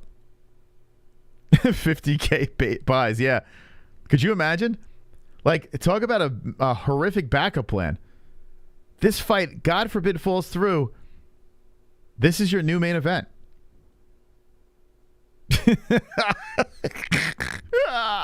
How many people you think will be asking for refunds? How many, you know? That would be a nightmare. I'm curious if anyone's on standby for this fight. I would imagine they would have somebody. There was no rumblings about it. They're going to just trust these guys to make weight. Ladies and gentlemen, your new 281 main event is Carla Esparza versus Zhang Weili. Wait, hold on. It's not going to be that bad. No. My God. I mean, talk about a disaster. Whitaker would be cool to be on standby. Yeah, I'm curious. I'm curious if someone's going to hit a scale. Imagine Whitaker. Whitaker gives it another crack. Man, oh man. Please make the weight. I don't think these guys really have problems with that. I mean, Pereira's a big boy. Carla's wrestling is overrated. The fight will be like JJ versus Carla, but worse is King Girth. People just don't have the money for pay-per-views right now. They should say that and make $50 until after inflation, says Snow Bunny. Yeah, look at what Jake Paul did on his pay-per-view. I mean, not like Jake Paul really put out a good product there where it's worth the pay-per-view. But if you look at the UFC's numbers, the ones that they actually release, they've been terrible. Dana White on record said that they were trending for UFC 281 with pay-per-view buys, then never released the numbers. We are in, you know, financially tough times. You know? So the UFC, people buying pay-per-views, I mean, you're just better off donating to the MMA-Holes, you know what I'm saying? Fuck the pay-per-views. Drop a donation to us. Keep us alive. That's what I'm saying. But who am I? Who am I? I get it. I'm dreading. I got to be honest with you. I'm dreading buying this pay-per-view. I'm dreading. I'm going to use my promo link, of course, so I can get, you know, maybe $20 back on the pay-per-view. But still, it's overpriced. It's silly.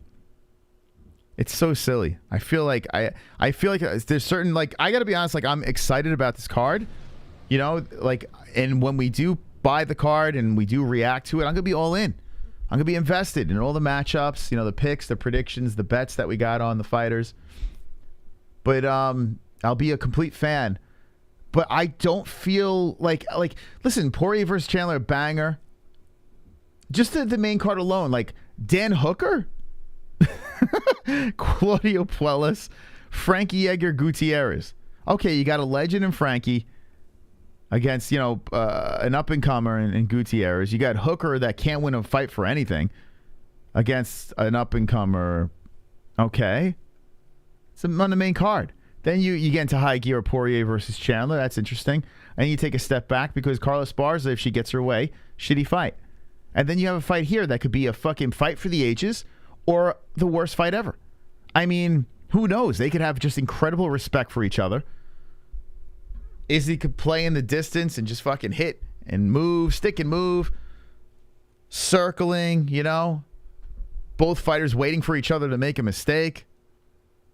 That could actually happen. So I have to be honest with you, buying this card over here, I'm worried. I am worried. I don't know if the bang for the buck is really going to hold up. I hope it will. I hope it will. I hope it will live up to whatever expectations people have. It's important to pay for a fight card when gas is $5.50 a gallon. I know, right? I know. That's why you would think the UFC would eventually be like, okay, we got to do something about this. Pereira versus Adesanya might actually come down to who has more girth. Man, you're not even trying to hide your name. Make it $50. You'll make the money, but $80, nah. So you're saying what is the price? So you're saying $50 is fair. I gotta be honest with you, like, I don't know. I feel like there could be a subscription where it's all inclusive. You pay one price, you get all the fights. You know, everyone forgetting Ryan Spann versus Reyes. Yeah, I mean that's a good fight. It is. You know, I mean Reyes' last fight was one of the best fights I've ever seen. And Spann is a fucking animal. That guy, you know, he's always looking to take everyone's head off. Riddell versus Moicano should be a solid scrap. Blanchfield is a legit prospect. You got Molly McCann causing waves, so she's all over the place with her dyed lesbian hair. Petrosky versus Turman. All right. It's the Steamroller versus a Zaitar. This is a real tough fight for Matt Frivola. So looking forward to seeing that one here. You know, Matt's been smoked early. He's also smoked others early. So Matt is basically, you know, he's the type of guy that goes all in on his fights. I didn't even know Kovacevic was still on the roster, but she's there with her new fake titties versus Juarez. Trezano versus Choi. Arce versus Jackson. Olberg, who is Izzy's boy. I guess he's opening up the card. So Izzy's man crush is opening up the card. I mean, I don't know. I mean, it has a heavy Aussie, a New Zealand, you know, vibe to it. So that's kind of cool, man. If you're Aussie and New Zealand peeps, you know, you got that going for you. A lot of guys. It just doesn't make, like, why put all of them on an MSG card when you have an Australia card coming up? Like, it doesn't make any sense. It's kind of weird. Carla's Ecuadorian. I just can't root for her. So that's your people, Kainoto, and you still can't. You can't root for her. Parlay on all Izzy fighters taking L's. All right, so what bets are you guys doing? We put a bet on Alex Pereira. So let me ask the chat, what parlays or props are you putting in? Like I said before, I'm not a parlay prop guy. That's not what I do. I like to bet straight up over here. I like to have safety nets and shit. But if you are doing a parlay or a prop, like, what is a special bet that you're throwing out there for UFC 281 that's going to get you excited? You know, it's kind of wild. Like, a lot of people are betting on the card.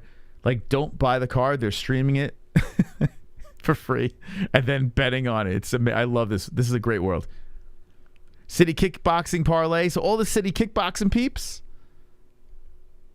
All the City Kickboxing peeps. That's a wild parlay. Carla by Snooze Fest. That's another thing that annoys me about Izzy. He gets the USADA treatment, the Dana treatment, and the matchmaking treatment with his boys on every card. Yeah, I mean, yeah, he did. He got all his boys together. So he's got the comfort of having teammates all on the card together. That is a regular thing. It's true. That is true. Izzy does get some pretty special treatment. He does. He got the big fat contract. You know, it doesn't matter. But I mean, if he keeps winning, at the end of the day, it doesn't really matter. Because look at GSP. You know, it doesn't really matter. I have to be honest with you. There was a time where I was like, I can't watch GSP fight anymore. I couldn't do it. But then after he just kept on collecting dubs and you see all those green marks, the W's on his Tapology, you have nothing but respect for the guy. A lot of people forget how boring GSP was. You know? And that's what happened. That's what's going to happen with Izzy. If Izzy keeps on collecting W's and just win, he's just one of those guys that everyone's going to always respect and love, no matter whatever his anime beliefs are. Last time Dana said, we're coming for you, free fight, I felt like he was talking to me. He's a Snow Bunny. Yeah, what happened with that, Dana? Oh, yeah, we're getting you guys. All you illegal streamers out there. You're going to be shaking in your boots. It's worse than ever now.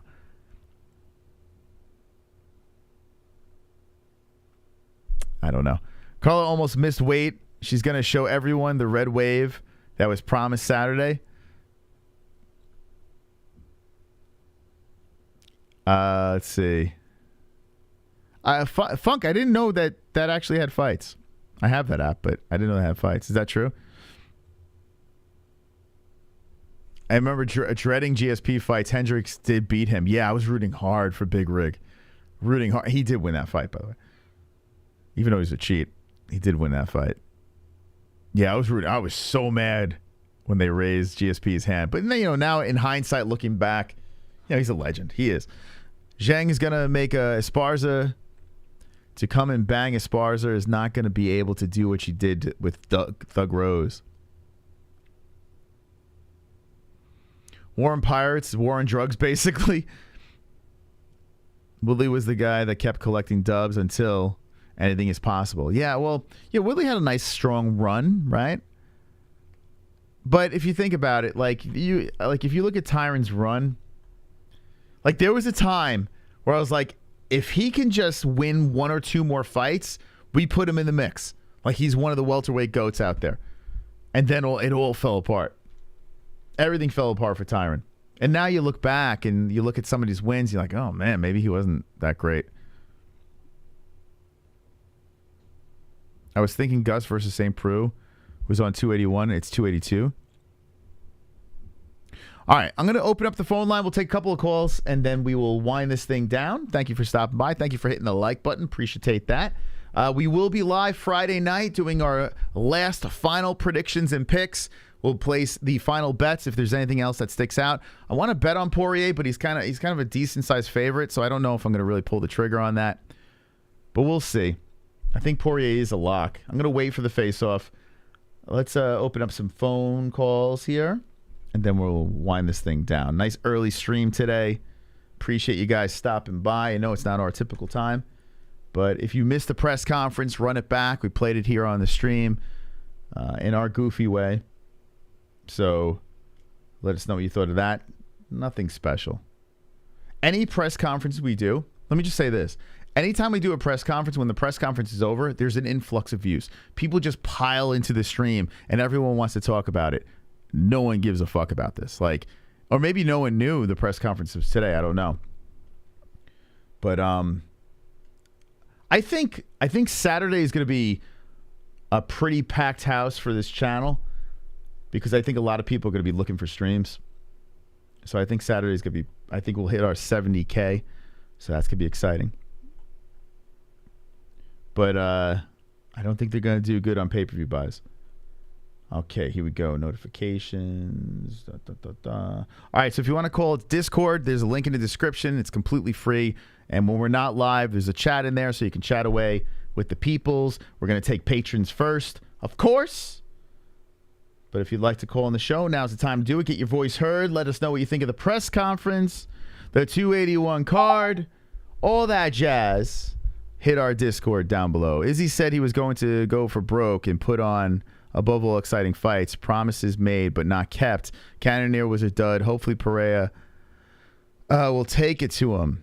Yeah, if it's if it's a lot of respect between the two, get ready for a horrific fight. Get ready. You can have back-to-back really lame fights. It is a possibility. Well, I didn't check out the memes here. What kind of memes we got? Is that Paulo Costa? Yeah, I saw these guys were going back and forth. Izzy and Paulo. Izzy, he's, they always talk about this is the best camp ever, blah, blah, blah, but it seems like he really got himself in good shape for this fight. So Izzy seems prepared. Got that dramatic SAW video where he went through some rigorous training routine to get ready for this thing. So Izzy's going to be ready. We'll see. He's 0 for 2. Will he be 0 for 3? We shall see. Okay, here we go. Let's see what we got here. Any calls? Going once, going twice. If there's no phone calls, I'm going to shut this puppy down. I appreciate you guys stopping by. Thank you for the top fucking dog. A whopping $2 donation. Let's go here. Marsh Marley. Hitting it out of the park. Thank you, my friend. Appreciate that. They're going to, let's see, kickbox because Izzy isn't meta enough to negate all kickboxing and utilize MMA. Isn't meta enough. By the way, I heard Meta's in trouble. Like a bunch of firings and shit. If Izzy stands and bangs with Alex, he's getting KO'd, but if he uses his long-range attacks, he will win a snooze fest. It's calm. Yeah. You called? I don't see. There's a Discord link down below. You just look for our icon. Oh, here come calls. Yeah, so jump in our Discord link. When you see the MMA-Holes icon, so here, let me show you this. Hold on a second. Okay, now the people are calling. Da, da, da, da, da, da, da, da. You see the MMA-Holes icon, you just right-click it and just hit call. Just hit call, and you're on your way. All right, let's see what we got here. All right, Chill Zone's a patron, so let's get Chill Zone. NH, how you doing, NH? Wonderful, Chris. Nice. Wonderful. All right, what'd you think of the press conference? Interesting. Yeah. Real upbeat craziness, right? Yeah. I guess, I don't know, I think the press conferences of the past are in the past, I don't think there's going to be any more craziness going on. Real bad. Oh, well. Yeah, I mean, So I don't think this is the end of good press conferences. I just think that this is just a dud. This is a complete dud. Been duds, though. Well, I mean, I got to be honest with you. I like the last one. I like the Makhachev versus Oliveira one. I didn't hate that one. But, like, the Sean Strickland one was really good. The DIAZ one was kind of shitty. Strickland was good. That was funny. That was a good one. Yeah, you got a handful of guys that bring it, and then majority of the roster doesn't. They're like, whatever. Yeah, like whatever. Yeah. Well, I don't think, like you said, the pay-per-view is probably be good on this one either. Yeah, this press conference really made me like not care about the pay-per-view at all. Like it just didn't do the job, I don't think. Yeah, I don't know. People just don't want to pay that much anymore, which I don't blame them. ESPN Plus went up again, so it's like gotta pay it because if I want to watch the UFC, it's the only way to do it. I mean, I get the other way for like the pay-per-views, like other people are doing now. So, but it kind of goes in and out. So I like just to watch regular, like I got it, but it's still too much. We just pay too much for it. I'm sorry, but we love it, so we're going to. But yeah, I just think they just charge too much too, and I think it's just gonna get worse and worse for pay-per-views. That's what I think. Yeah, it's like you said, down the price or give us a package with this in it, and give us something because you got to pay for the other stuff too. What is that UFC Pass or whatever it was? You wanted stuff on that, you have to pay for that, and it's just getting ridiculous. Yeah, I feel like with this sport, they're leaving a lot of money on the table by overpricing their product. Yeah, if they lower it, they'll get more people engaged, and people will be willing to pay. You pay I can see like unboxing. They have pay-per-views on some of the bigger boxer names, fine, you pay for that. But a lot of times you've already got Showtime or some, or streaming something. Most people are. They can watch the boxing or watch, it's like prelim type stuff, whatever. But they don't have to pay, as much as we're paying a year if you buy it for a year for ESPN Plus or whatever. It's just, yeah. And like Roberto said in the chat, the price just to get in MSG for this card, I'm just gonna look up right now. I'm assuming I don't know if it is sold out. I mean, who knows? Let's see. UFC 281. Let's see. Tickets. Like at MSG is a fortune regardless. So like, what do you think a ticket for Pereira? I mean, it's probably through the roof. Yeah, I'm sure the prices haven't dropped for anywhere. Okay, I'm at Vivid Seats. Here we go. And you want to go to the event with me? Okay, let's go. Let's find it. Let's see. Let's find some good seats here. We're gonna go to. All right. We'll sit like I like the middle section. So like 117, 120. Yeah, let's say 117. Oh, not bad. $1,561. Okay. To sit. Yeah, it's not bad, right? Well, you got that. No. Yeah, sure. Yeah. If you sit in the corner, though, if you sit like all the way in the end at 112, it's 445, so a significant drop, but you're way further away from the action. Let's see nosebleeds. Let's see. 350, 313, 322, 793. This must be box seats. Let's see.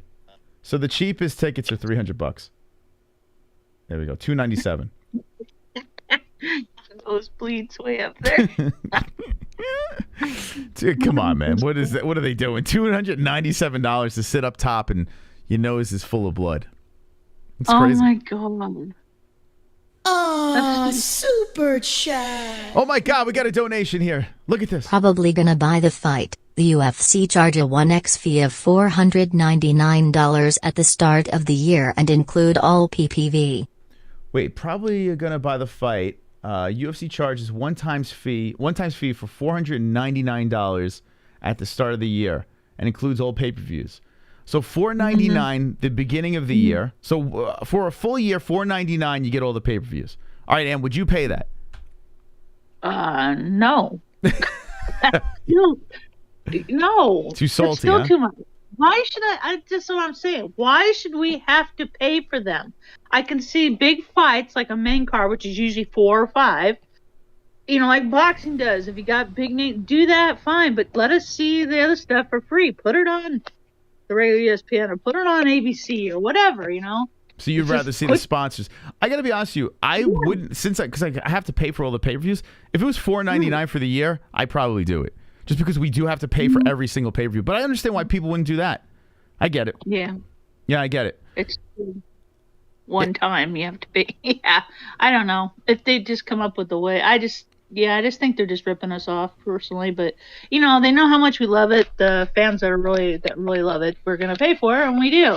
Mm-hmm. People, they stay up early in the morning to watch pay-per-views, the cards and the fights, and it's just, I don't know. I just think they could make a lot off sponsorship and stuff, and ESPN. I mean, it's getting to a point after I saw that for my year subscription going up. I'm not even gonna tell Mike. Oh my god! I'm gonna watching. erase that email.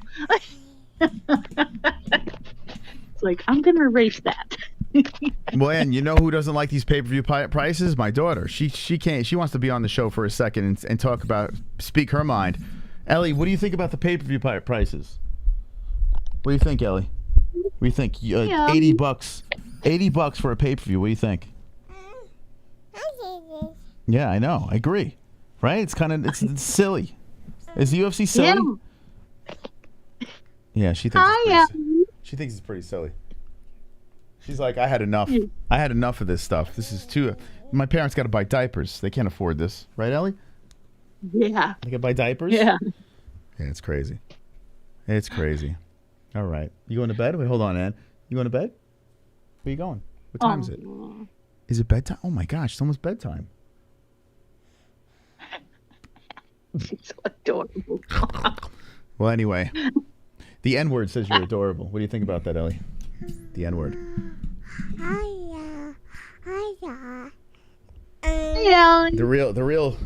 The real content right here, the baby.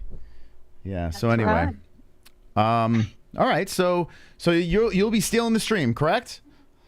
Yeah, the mains. Yep. For the mains, I'll put up with, it usually goes in and out and stuff like that, but I'll put up with it. Yeah, it's just costing too much. It's just, I'll watch how I usually watch with the ESPN Plus, so pay for that because I love UFC and MMA and. Okay. If it starts going up any higher, though. All right. There you go. But, all right, Ann. I think Izzy's gonna win. Sorry, guys. I know it's probably gonna be a boring fight, but I think he's gonna win. Carla? Nah, I don't think so. Anyway, has, I think, better fighting. I think she's gonna do it. She's gonna take that belt away. So Zhang Li for the win. Okay. Well, Poirier and Chandler. Who you got there? I'm gonna go with P-Head. P-Head for the win. Okay. Poirier, yes. I think they're both good, but I just think he's more qualified. He just got some better experience. I think he's gonna destroy him. Okay. All right, Ann. Chandler's in trouble. There you go. You got the knitter picks. Look at that. Okay, thank you, Ann. Appreciate the call. And you have a wonderful, wonderful evening, okay?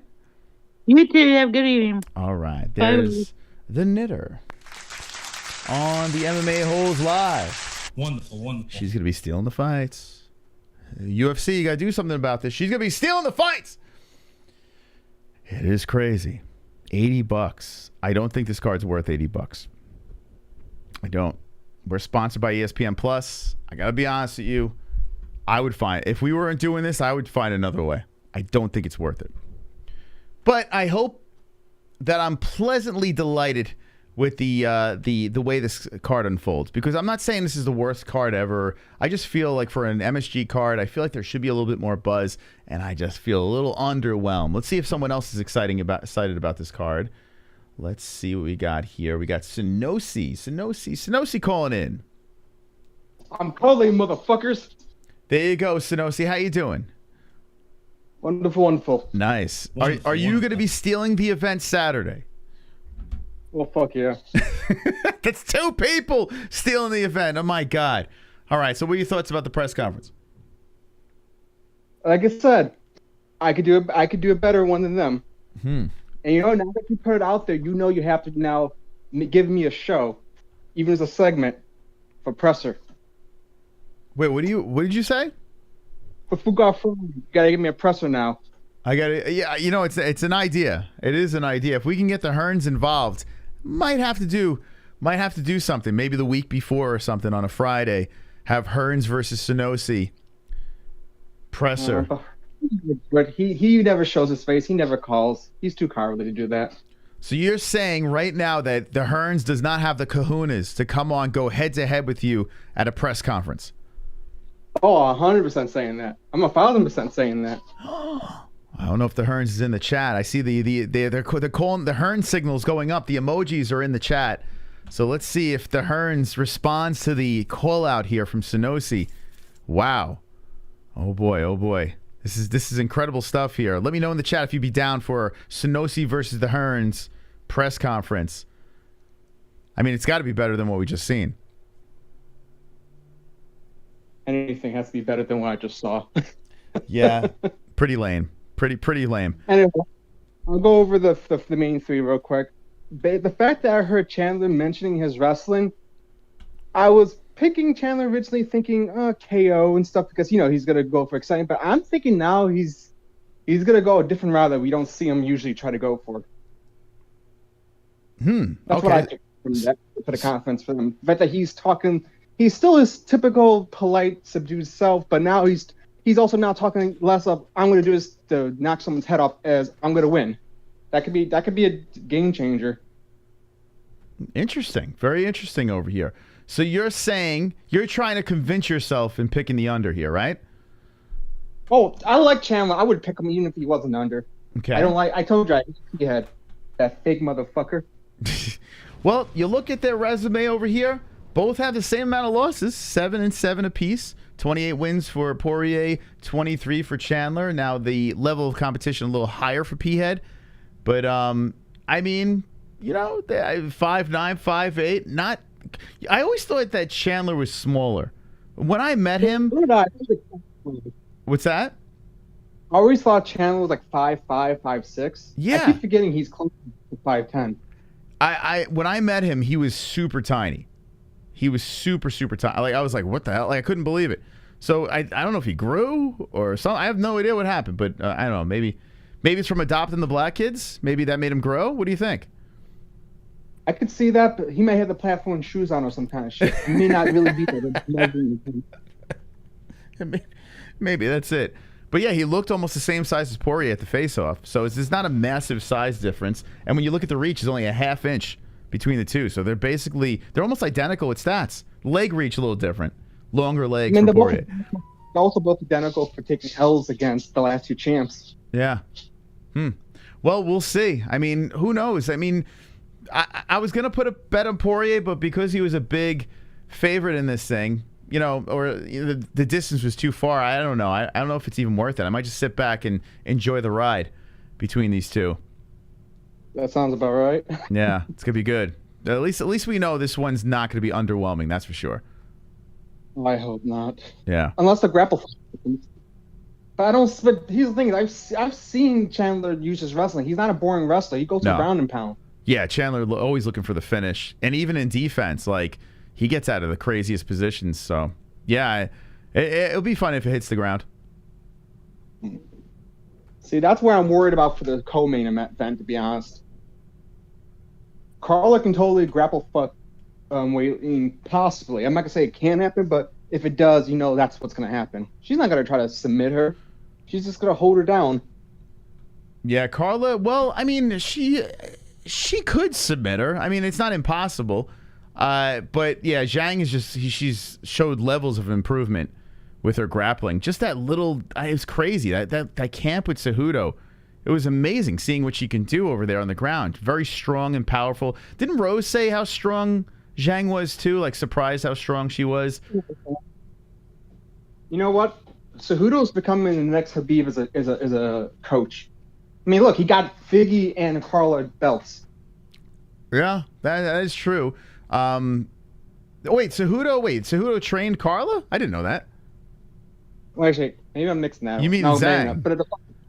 Zhang. Sorry, I said Zhang. Yeah. But the point is, you can see Zhang getting the belt because of Cejudo's training and Figgy. I know there's another person that he's trained too recently. John Jones went over there and hung out with him for a little bit. I just feel that Cejudo's game can actually help these strikers. Yeah, he's a good coach and he's a good fighter, but I don't know if I quite yet put him at the level of Khabib yet because he's fun sized, you know.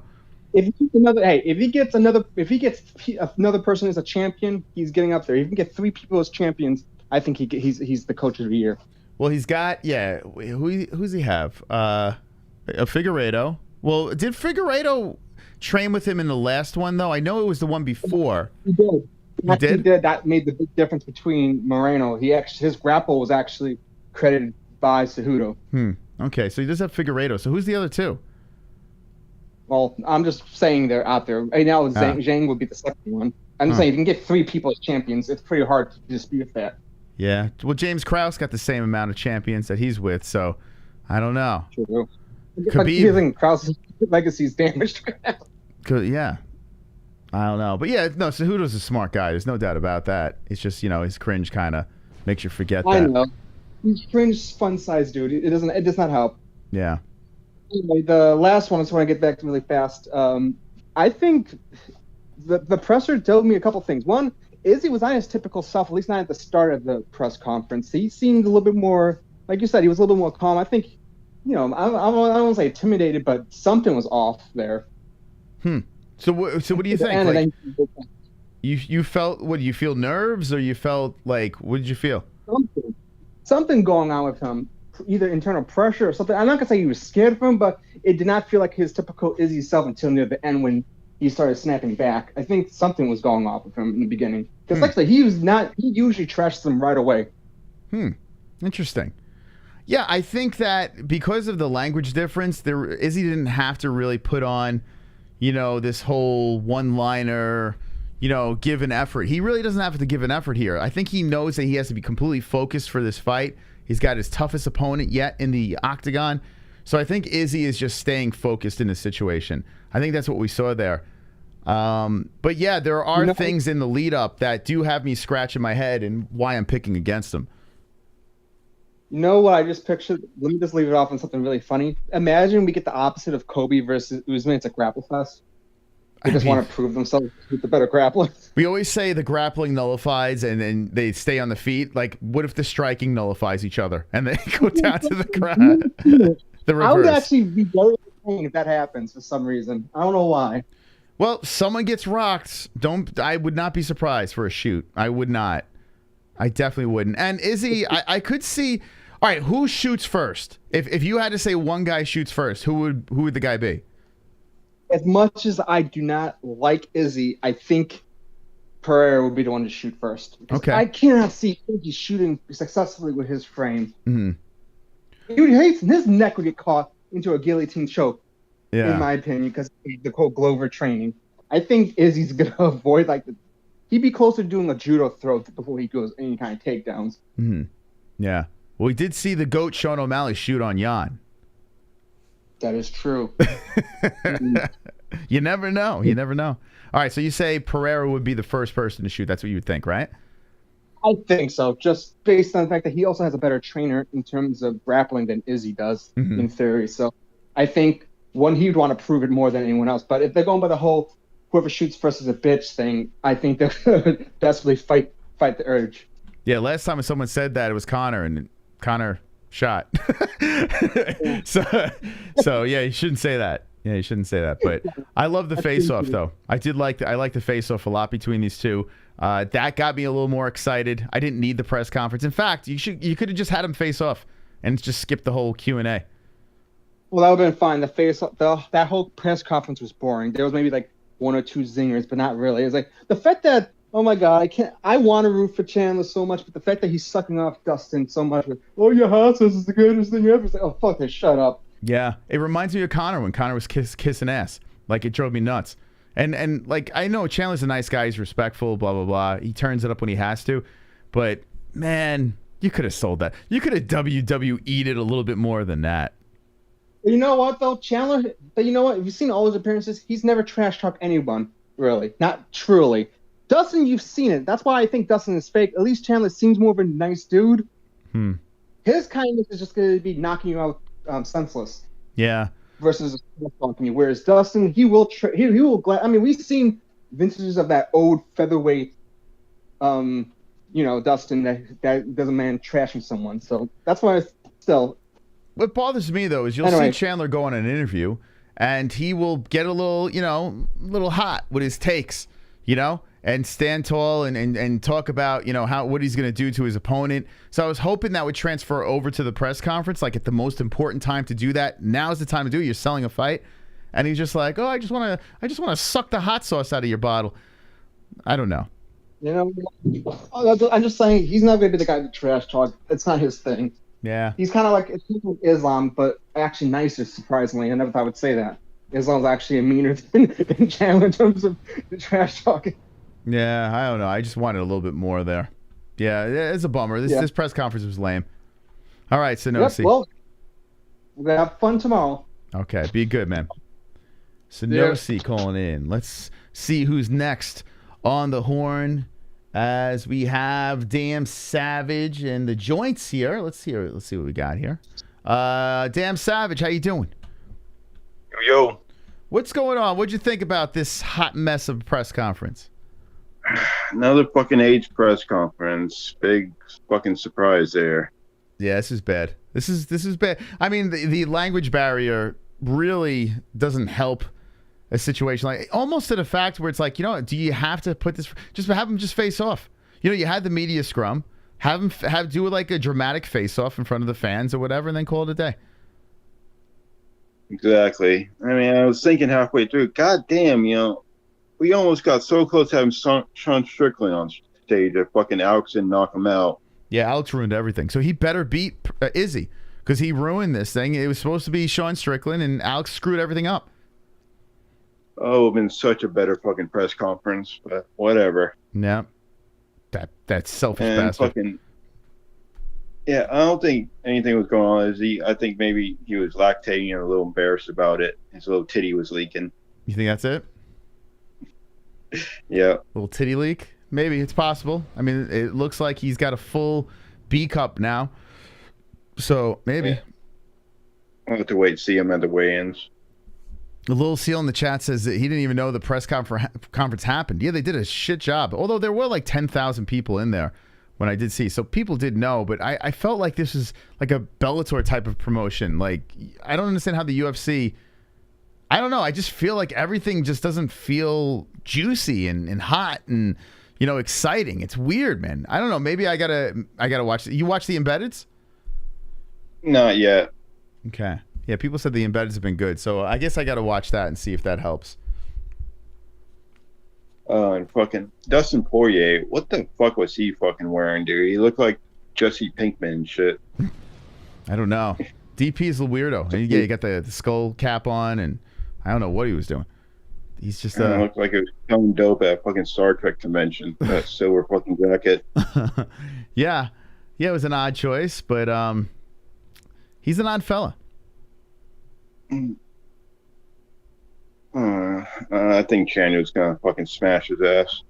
You think so, huh? So Chandler for the win, you're saying? Yep. I don't know what kind of mindset fucking Poirier is in. Maybe his wife is in other people's DMs again. Now, what do you... So, is this who you want to win or who you actually think is going to win? So you think Chandler's going to go in there and run him over? He's not gonna run him over. Come on. It's fucking Dustin Poirier. You're not gonna run his ass over. But I think Chandler's definitely gonna pull off the win. So what is he gonna outstrike him? Is he gonna knock him out? Is he gonna wrestle him? I think possibly a KO, but most likely it will go judge's decision. I'll give him on points. Huh. Interesting. It would be funny if it was like a Michael Johnson type situation. I remember Michael Johnson fought Poirier, and I remember he shocked the hell out of me. Smoked him. P-head goes down. I was like, what the hell? I was shocked. Absolutely shocked. I mean, that always is in play, but the way Poirier's looked lately compared to how Chandler's looked, you know, I don't know. Has Chandler tightened everything up? You know, like, I would imagine he's going to come in a lot tighter than his previous fights, but is it enough with Poirier? Chandler's always fucking tight. Just, he got caught with fucking... what's his name, Charles, and then just didn't do enough with the fucking Gagey fight, I guess. I wasn't tight in that one. He was just entertaining in that fight. That was craziness. I enjoyed watching it, but I feel like if he fights like that Gaethje fight against Poirier is gonna light him up. I mean, I kind of hope Chandler does fight like that because it's fun to watch. But if you want him to win, that doesn't seem like the path to victory. You know, with Poirier. But interesting. Yeah, most likely. Okay. What about the co-main event? Any interest on that?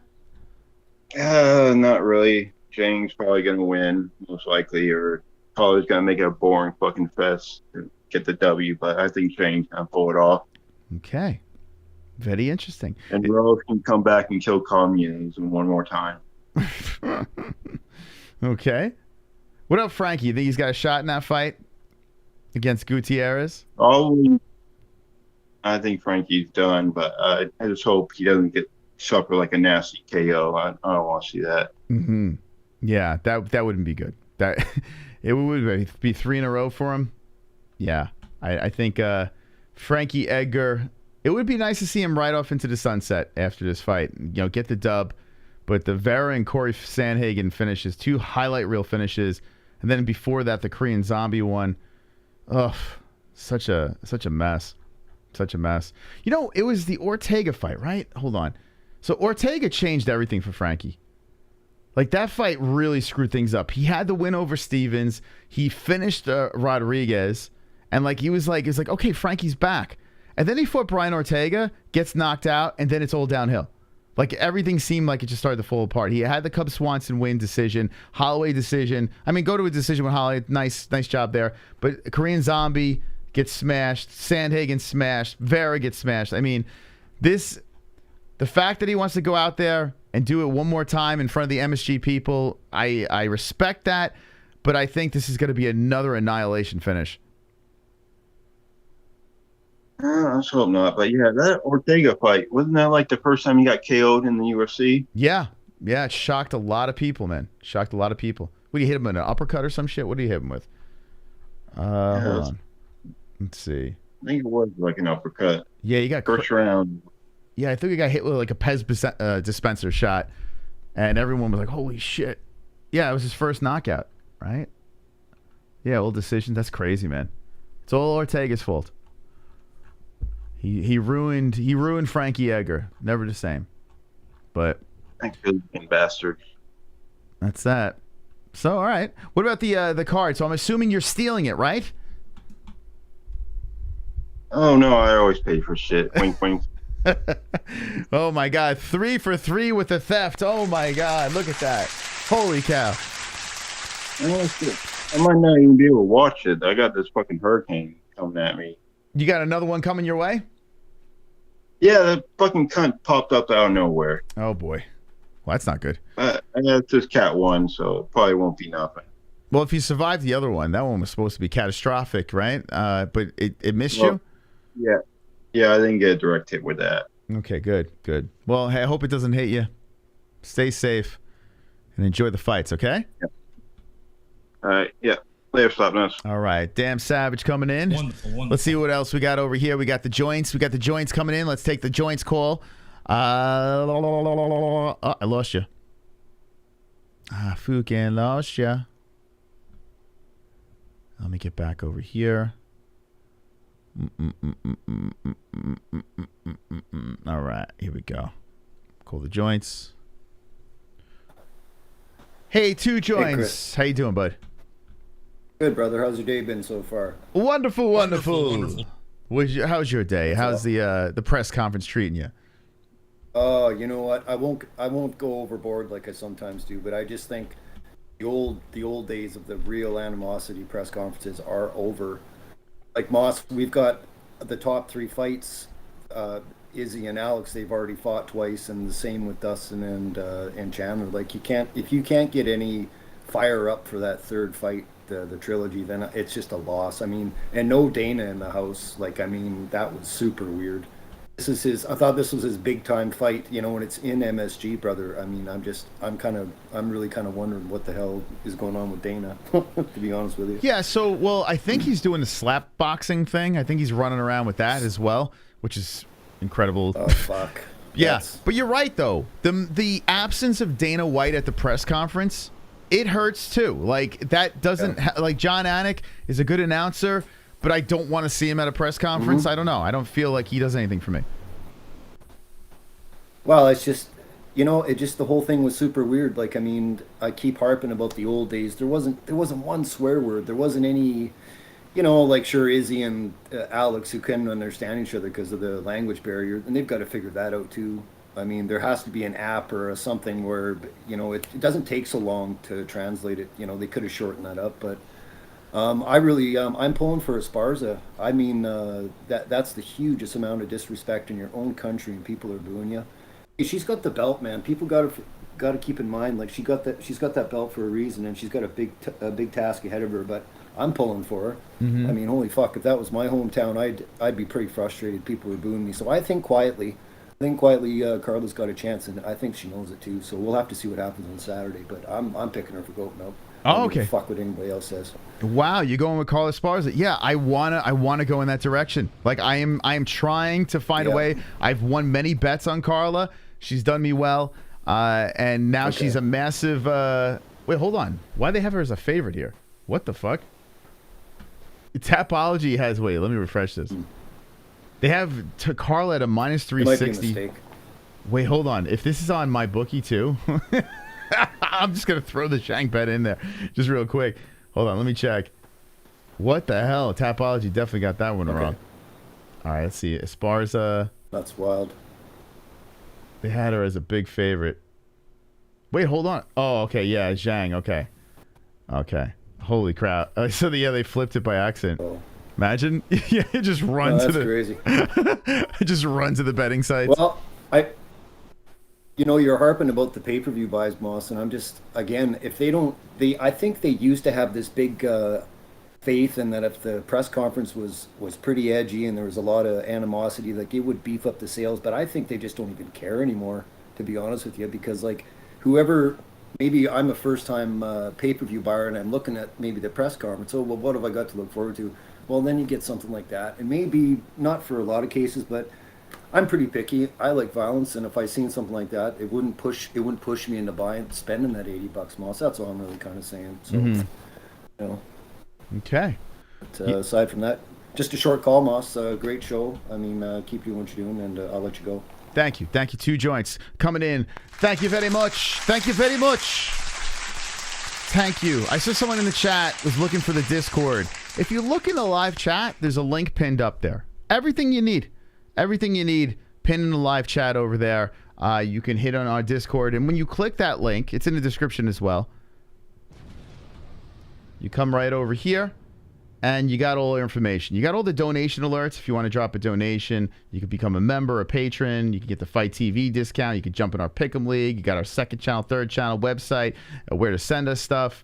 And if you want to be on our social media, these links right up top over here. There's a Discord right here. You just click on that. It's a Discord invite.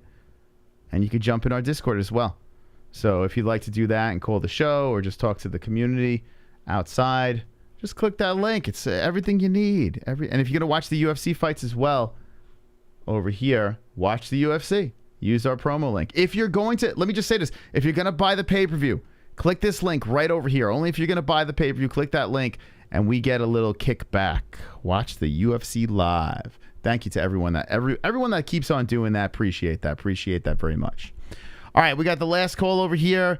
It looks like Maury. Let's see, Maury. I just see he was it 517. He put a. All right, we'll try to call him back here. If not, we end up the show. But the reason why we do phone calls with Discord is so people could call from all over the world. So wherever you're at, Maury, how you doing, bud? I'm good. How are you? I'm wonderful. What's on your mind? I was gonna say about in the press conference. It was funny when Frankie Edgar had brought up that once you become a champion, it's already like that's it, and like so basically he was like once you become champion, it's permanent, and yeah, and Dustin didn't get to do that. Hold on, give me 1 second. I'm at work. Give me 1 second. Maury's at work right now. Look at that. See, that's hardcore right now. Calling in, giving his opinions from the job site. Crazy stuff. John Oru wants merch shirt. Yeah. Okay.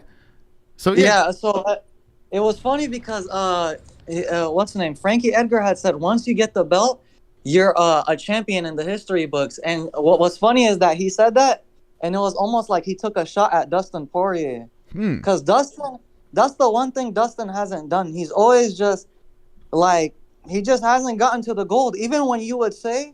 Even the Oliveira fight, he out of all the fighters that fought Oliveira, should have been able to beat him. Obviously, Makhachev was going to beat him anyways as well. But if it was any shot of getting the belt, it was against Oliveira. And if he ends up beating Chandler this time around, it'll almost be a spit in the face to his own career because he could have won the belt from Chandler if he fought him the first time instead of Conor as well. Okay, so... For the third fight.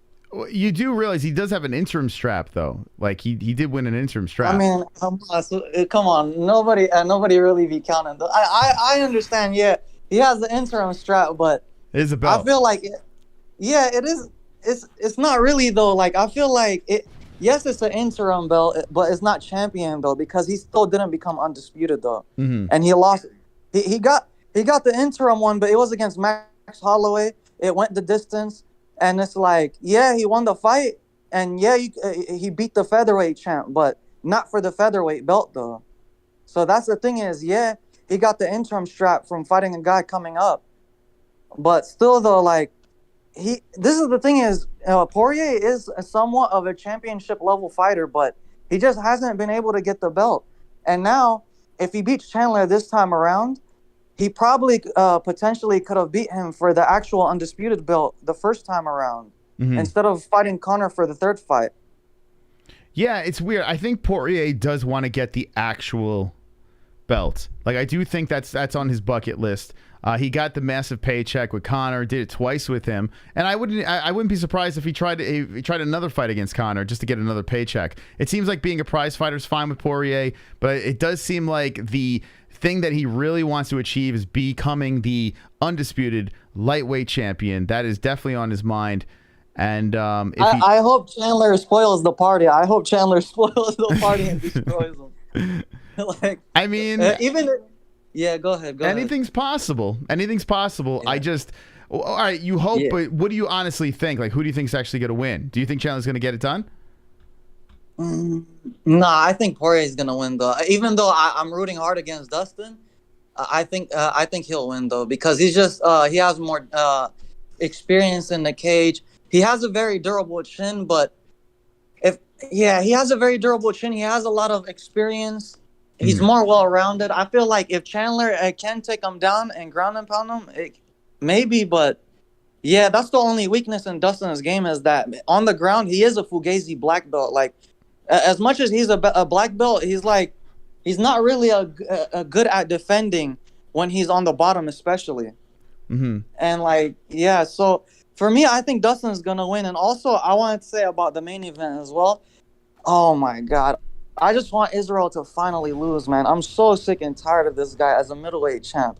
Like, for all the divisions, I enjoy all the divisions, but for whatever reason, this middleweight division has been a graveyard. I hate watching Israel Adesanya fights.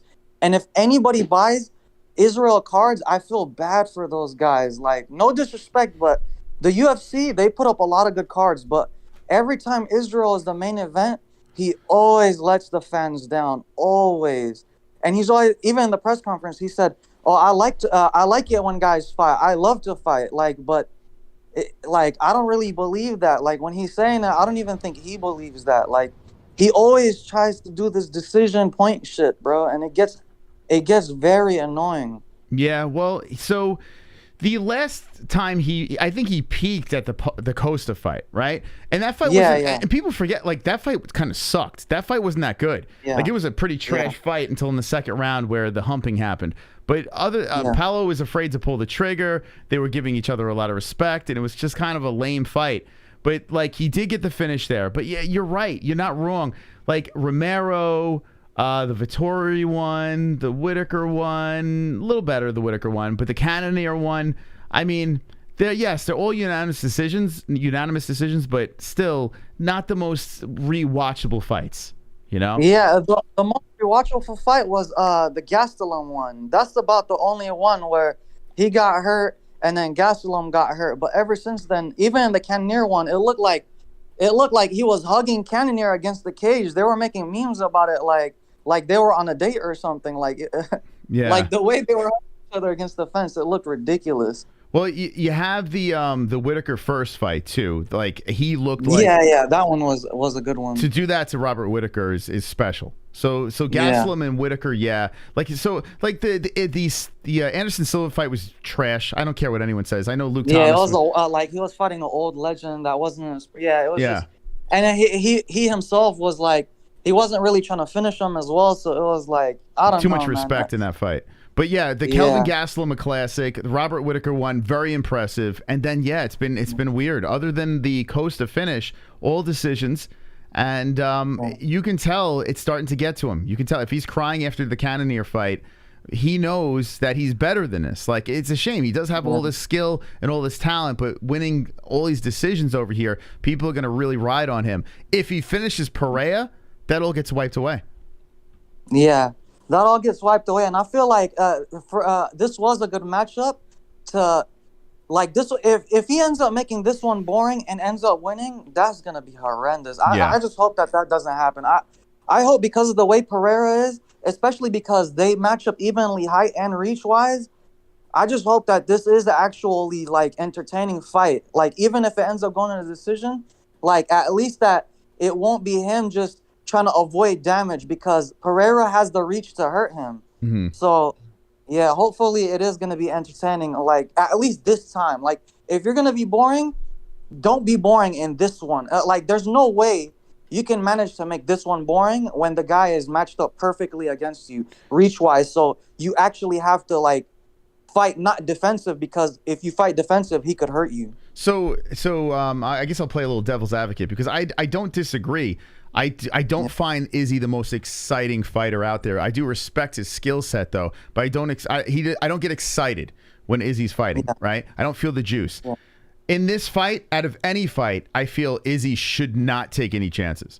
I feel Izzy, if he's going to fight a boring fight, this is the one to do it, because he has everything to lose here. Like, this is not the one where you take the chance. If you're fighting a Strickland, you could play around with your food. If you're fighting, I don't know, COSTA again, maybe play around with that food. But I don't know if he wants to do that with Pereira. If this gets into a barn burner slugfest of a fight, that could be very problematic. I understand what you're saying. Yeah, but game plan wise, yeah, what you're saying, for a game plan for his own safety, of course, that makes sense. To play defensive against a guy that has this same reach that could actually hurt you. Yeah. But that's why it's so jarring that he was so ass against guys that probably like had so much of a reach disadvantage that like you're scared of guys that could barely hit you. Mm-hmm. Like you're backing up from Romero, who is powerful, but like reach wise, you had 7-inch reach advantage on Romero, and you're that backing up from all these guys. Like even Vettori has the same 7-inch reach disadvantage against him, and he's not like going in for the kill against these guys that can't even get in the pocket with him. Mm-hmm. So that's why it didn't. I understand what you're saying. This time, yes, back up and play pussy in this fight. Yeah. But against the other guys, you have the reach advantage. Like John Jones had the reach advantage, and he always dominated guys. Like whether he took them down or hurt them badly, because guys couldn't get in the pocket with him, he just hurt them. Like DC, he had 72-inch reach, and Jones had 84. So that's why he was able to go in there and hurt them, because DC can't get in that pocket. And that's why would Izzy do the pussy tactics against Cannonier and all these other guys? I mean, Cannonier was closer to his reach, but like even Whitaker, Romero, and Vettori, those three guys specifically. Well, I'm going to be playing devil's advocate here, because I honestly, Whitaker's extremely dangerous. If Izzy's not there, Whitaker's your champion. So Bobby Knuckles, I get it, and he smoked Bobby in the first fight. So I can't kill him for that. Vettori, well, Vittori's another one if you think about it. Marvin, this guy, I mean, he's a decision machine, but he is a machine. You know, Marvin's not a guy that really is a loser. This guy comes in there and he just constantly brings the pace, comes forward. I know Whitaker put a work on him, but before the Izzy fight, I mean, Marvin was on a nice run. This guy was on an incredible run over here, and I get it. See, here's the thing. When GSP was fighting, I felt exactly how you felt. I was like, I can't watch this shit. I couldn't do it. It would drove me nuts. Like, he would either lay on his opponent, it would just be boring as fuck. But in hindsight, as years pass on and you look back, you don't even remember that stuff as much anymore. You just say, wow, look at this fucking resume. Look at all these people. Look at the people he beat. And I think that's what's going to happen with Izzy. So I feel like Izzy can't submit himself to the peer pressure of the fans, you, me, out there saying, he's boring. Yeah, I agree. Yeah, for your own personal health, I obviously agree. But that's why, from a fan's perspective, this guy is horrible to build cards around, man. He's horrible. Like, you're better off like stacking it with like guys that are you're better off putting this guy with other champions. Like, you know, when they stack 3 championship cards, like even with the I think it was the Blachowicz Dominic Reyes fight where they put the Costa fight as well, and I think he was the co-main. That's the best way to make Izzy cards. Put him with cards that have barn burners as the main event, or like Coleman, like I guess Dustin and Chandler is a ridiculous fight to have on the same card, to be fair to him. And Zhang Weili is more likely to be a knockout as well. So maybe this card is more stacked than in terms of, it's more stacked than Izzy's previous cards. Like with the Cannonier one, that one was horrendous. I feel bad for guys that pay for those kind of cards and other Izzy cards. So for me, I feel like the UFC should build cards around other people alongside Izzy, not just Izzy as the like main attraction. because he's not an incredible draw. He isn't. Like he's not the guy that moves the needle when it comes to pay-per-view buys. He's just not that guy. You know, I mean, he's special. He's a special fighter, and this guy could constantly, I mean, he could sit there and defend that belt. If he beats Pereira, no matter how he does it, I mean, at the end of the day, he gets redemption. So, like, on this, you know, in the record books, the guy has a chance to be one of the greatest middleweights of all time. But I'm with you. Like, just as a fan looking at this guy, I am not so excited about him. You know what's frustrating? He can be that guy. He can. And I think he can be. He has so much potential. He has good hands and whatnot. It's just, he's always tactical and whatnot. Like maybe for damage health, but it's like, it is what it is. That's like what's frustrating. And this matchup is not likely to go that way. Even if he tries it, this is not the matchup where it will work as he thinks it will. Because even if he tries it that way, he'll either catch Pereira on a counter, or Pereira's reach will be a equalizer for that kind of tactic. Well, we shall see. I hope we have some good stuff to talk about after Saturday night. Exactly. Are you buying the pay-per-view? No way. I'm streaming that shit. I stream all these, especially the IZZY ones. I'm streaming them. I'm never buying an IZZY card ever in my life. All right. Thank you. All right, Maury. Thanks, man. Have a good rest of the day at work, okay? Of course. All right. Yeah. There he is. Maury coming in. Look at that. All right. I got to get out of here. I thank you. Thanks to the callers. I thought it was pretty interesting. Here's the thing. I get what Maury's saying. I get what he's saying. I get it. And like I was telling him, the frustration that a lot of us fans, or the criticism that we give Adesanya, it is frustration. That's what it is. Because we know that this guy is a special fighter. This guy's striking is elite. There's no doubt about it. He's got incredible skills and tools.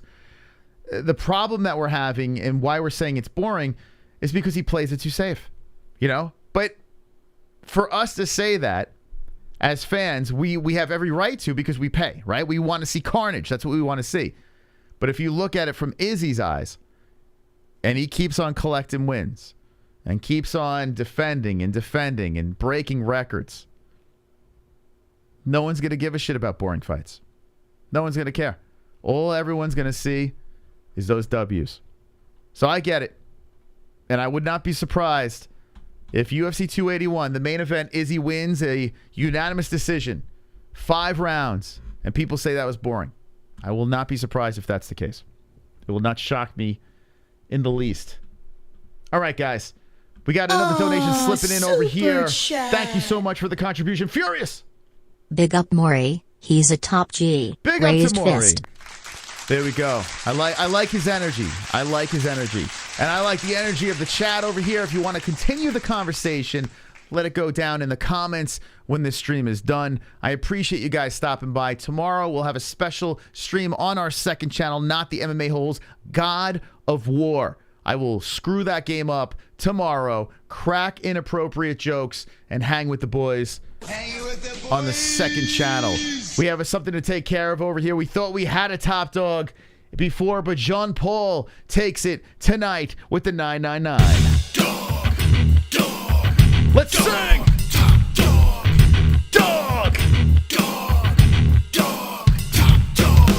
Shout out to Jean Paul Lescaut and everyone that dropped the donation tonight. But there could only be one top dog. Top dog. Sing along in the chat.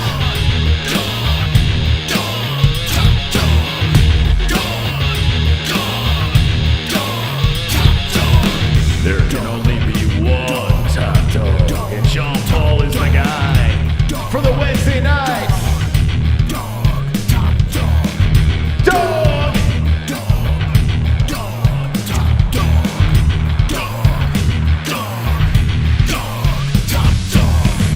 I forgot the words of this song. How's it go?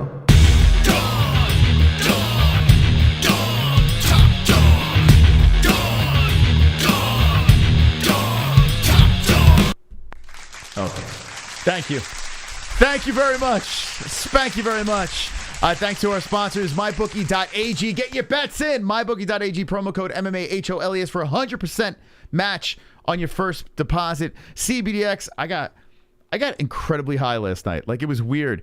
When I went offline, hold on a second, where is it? When I went offline, I was like, what the hell's going on? It got me. It hit me hard last night. I don't know. I was binging chips, rambling on stream. CBDX.com, promo code MMA-HOLES for 20% off. It is not CBD, guys. You get high, okay? Must be 21 plus or older to purchase. You get a gift on your first order, and enjoy the ride. Sheath Underwear, promo code MMA-HOLES for 20% off. Sheath Underwear, the best in the game. Go check it out down below. Link in the description. Head Rush, promo code MMA-HOLES for 20% off. The Head Rush gear, check it out. Links are in the description for that as well. And ESPN Plus, if you click on the link on top of the live chat or in the description, it will take you to our link tree. And our link tree has all the stuff over here. Everyone that buys the pay-per-view through our link helps out the show. Thank you to everyone that does that. Appreciate that. And here is what our link tree looks like. Jump in our Discord, hop on our social. Thank you for the support, friends. All right, guys and gals, we will be back here on this channel on Friday night. Let me go to this scene over here. There we go. And the poll right now, 64% Zhang over Carla Esparza. Let me know who you have for the wins. UFC 281 in the comments section down below. Thank you, Julian Lane, for coming on the show. We'll see you tomorrow on the second channel, God of War. And don't be an a-hole, be an MMA hole.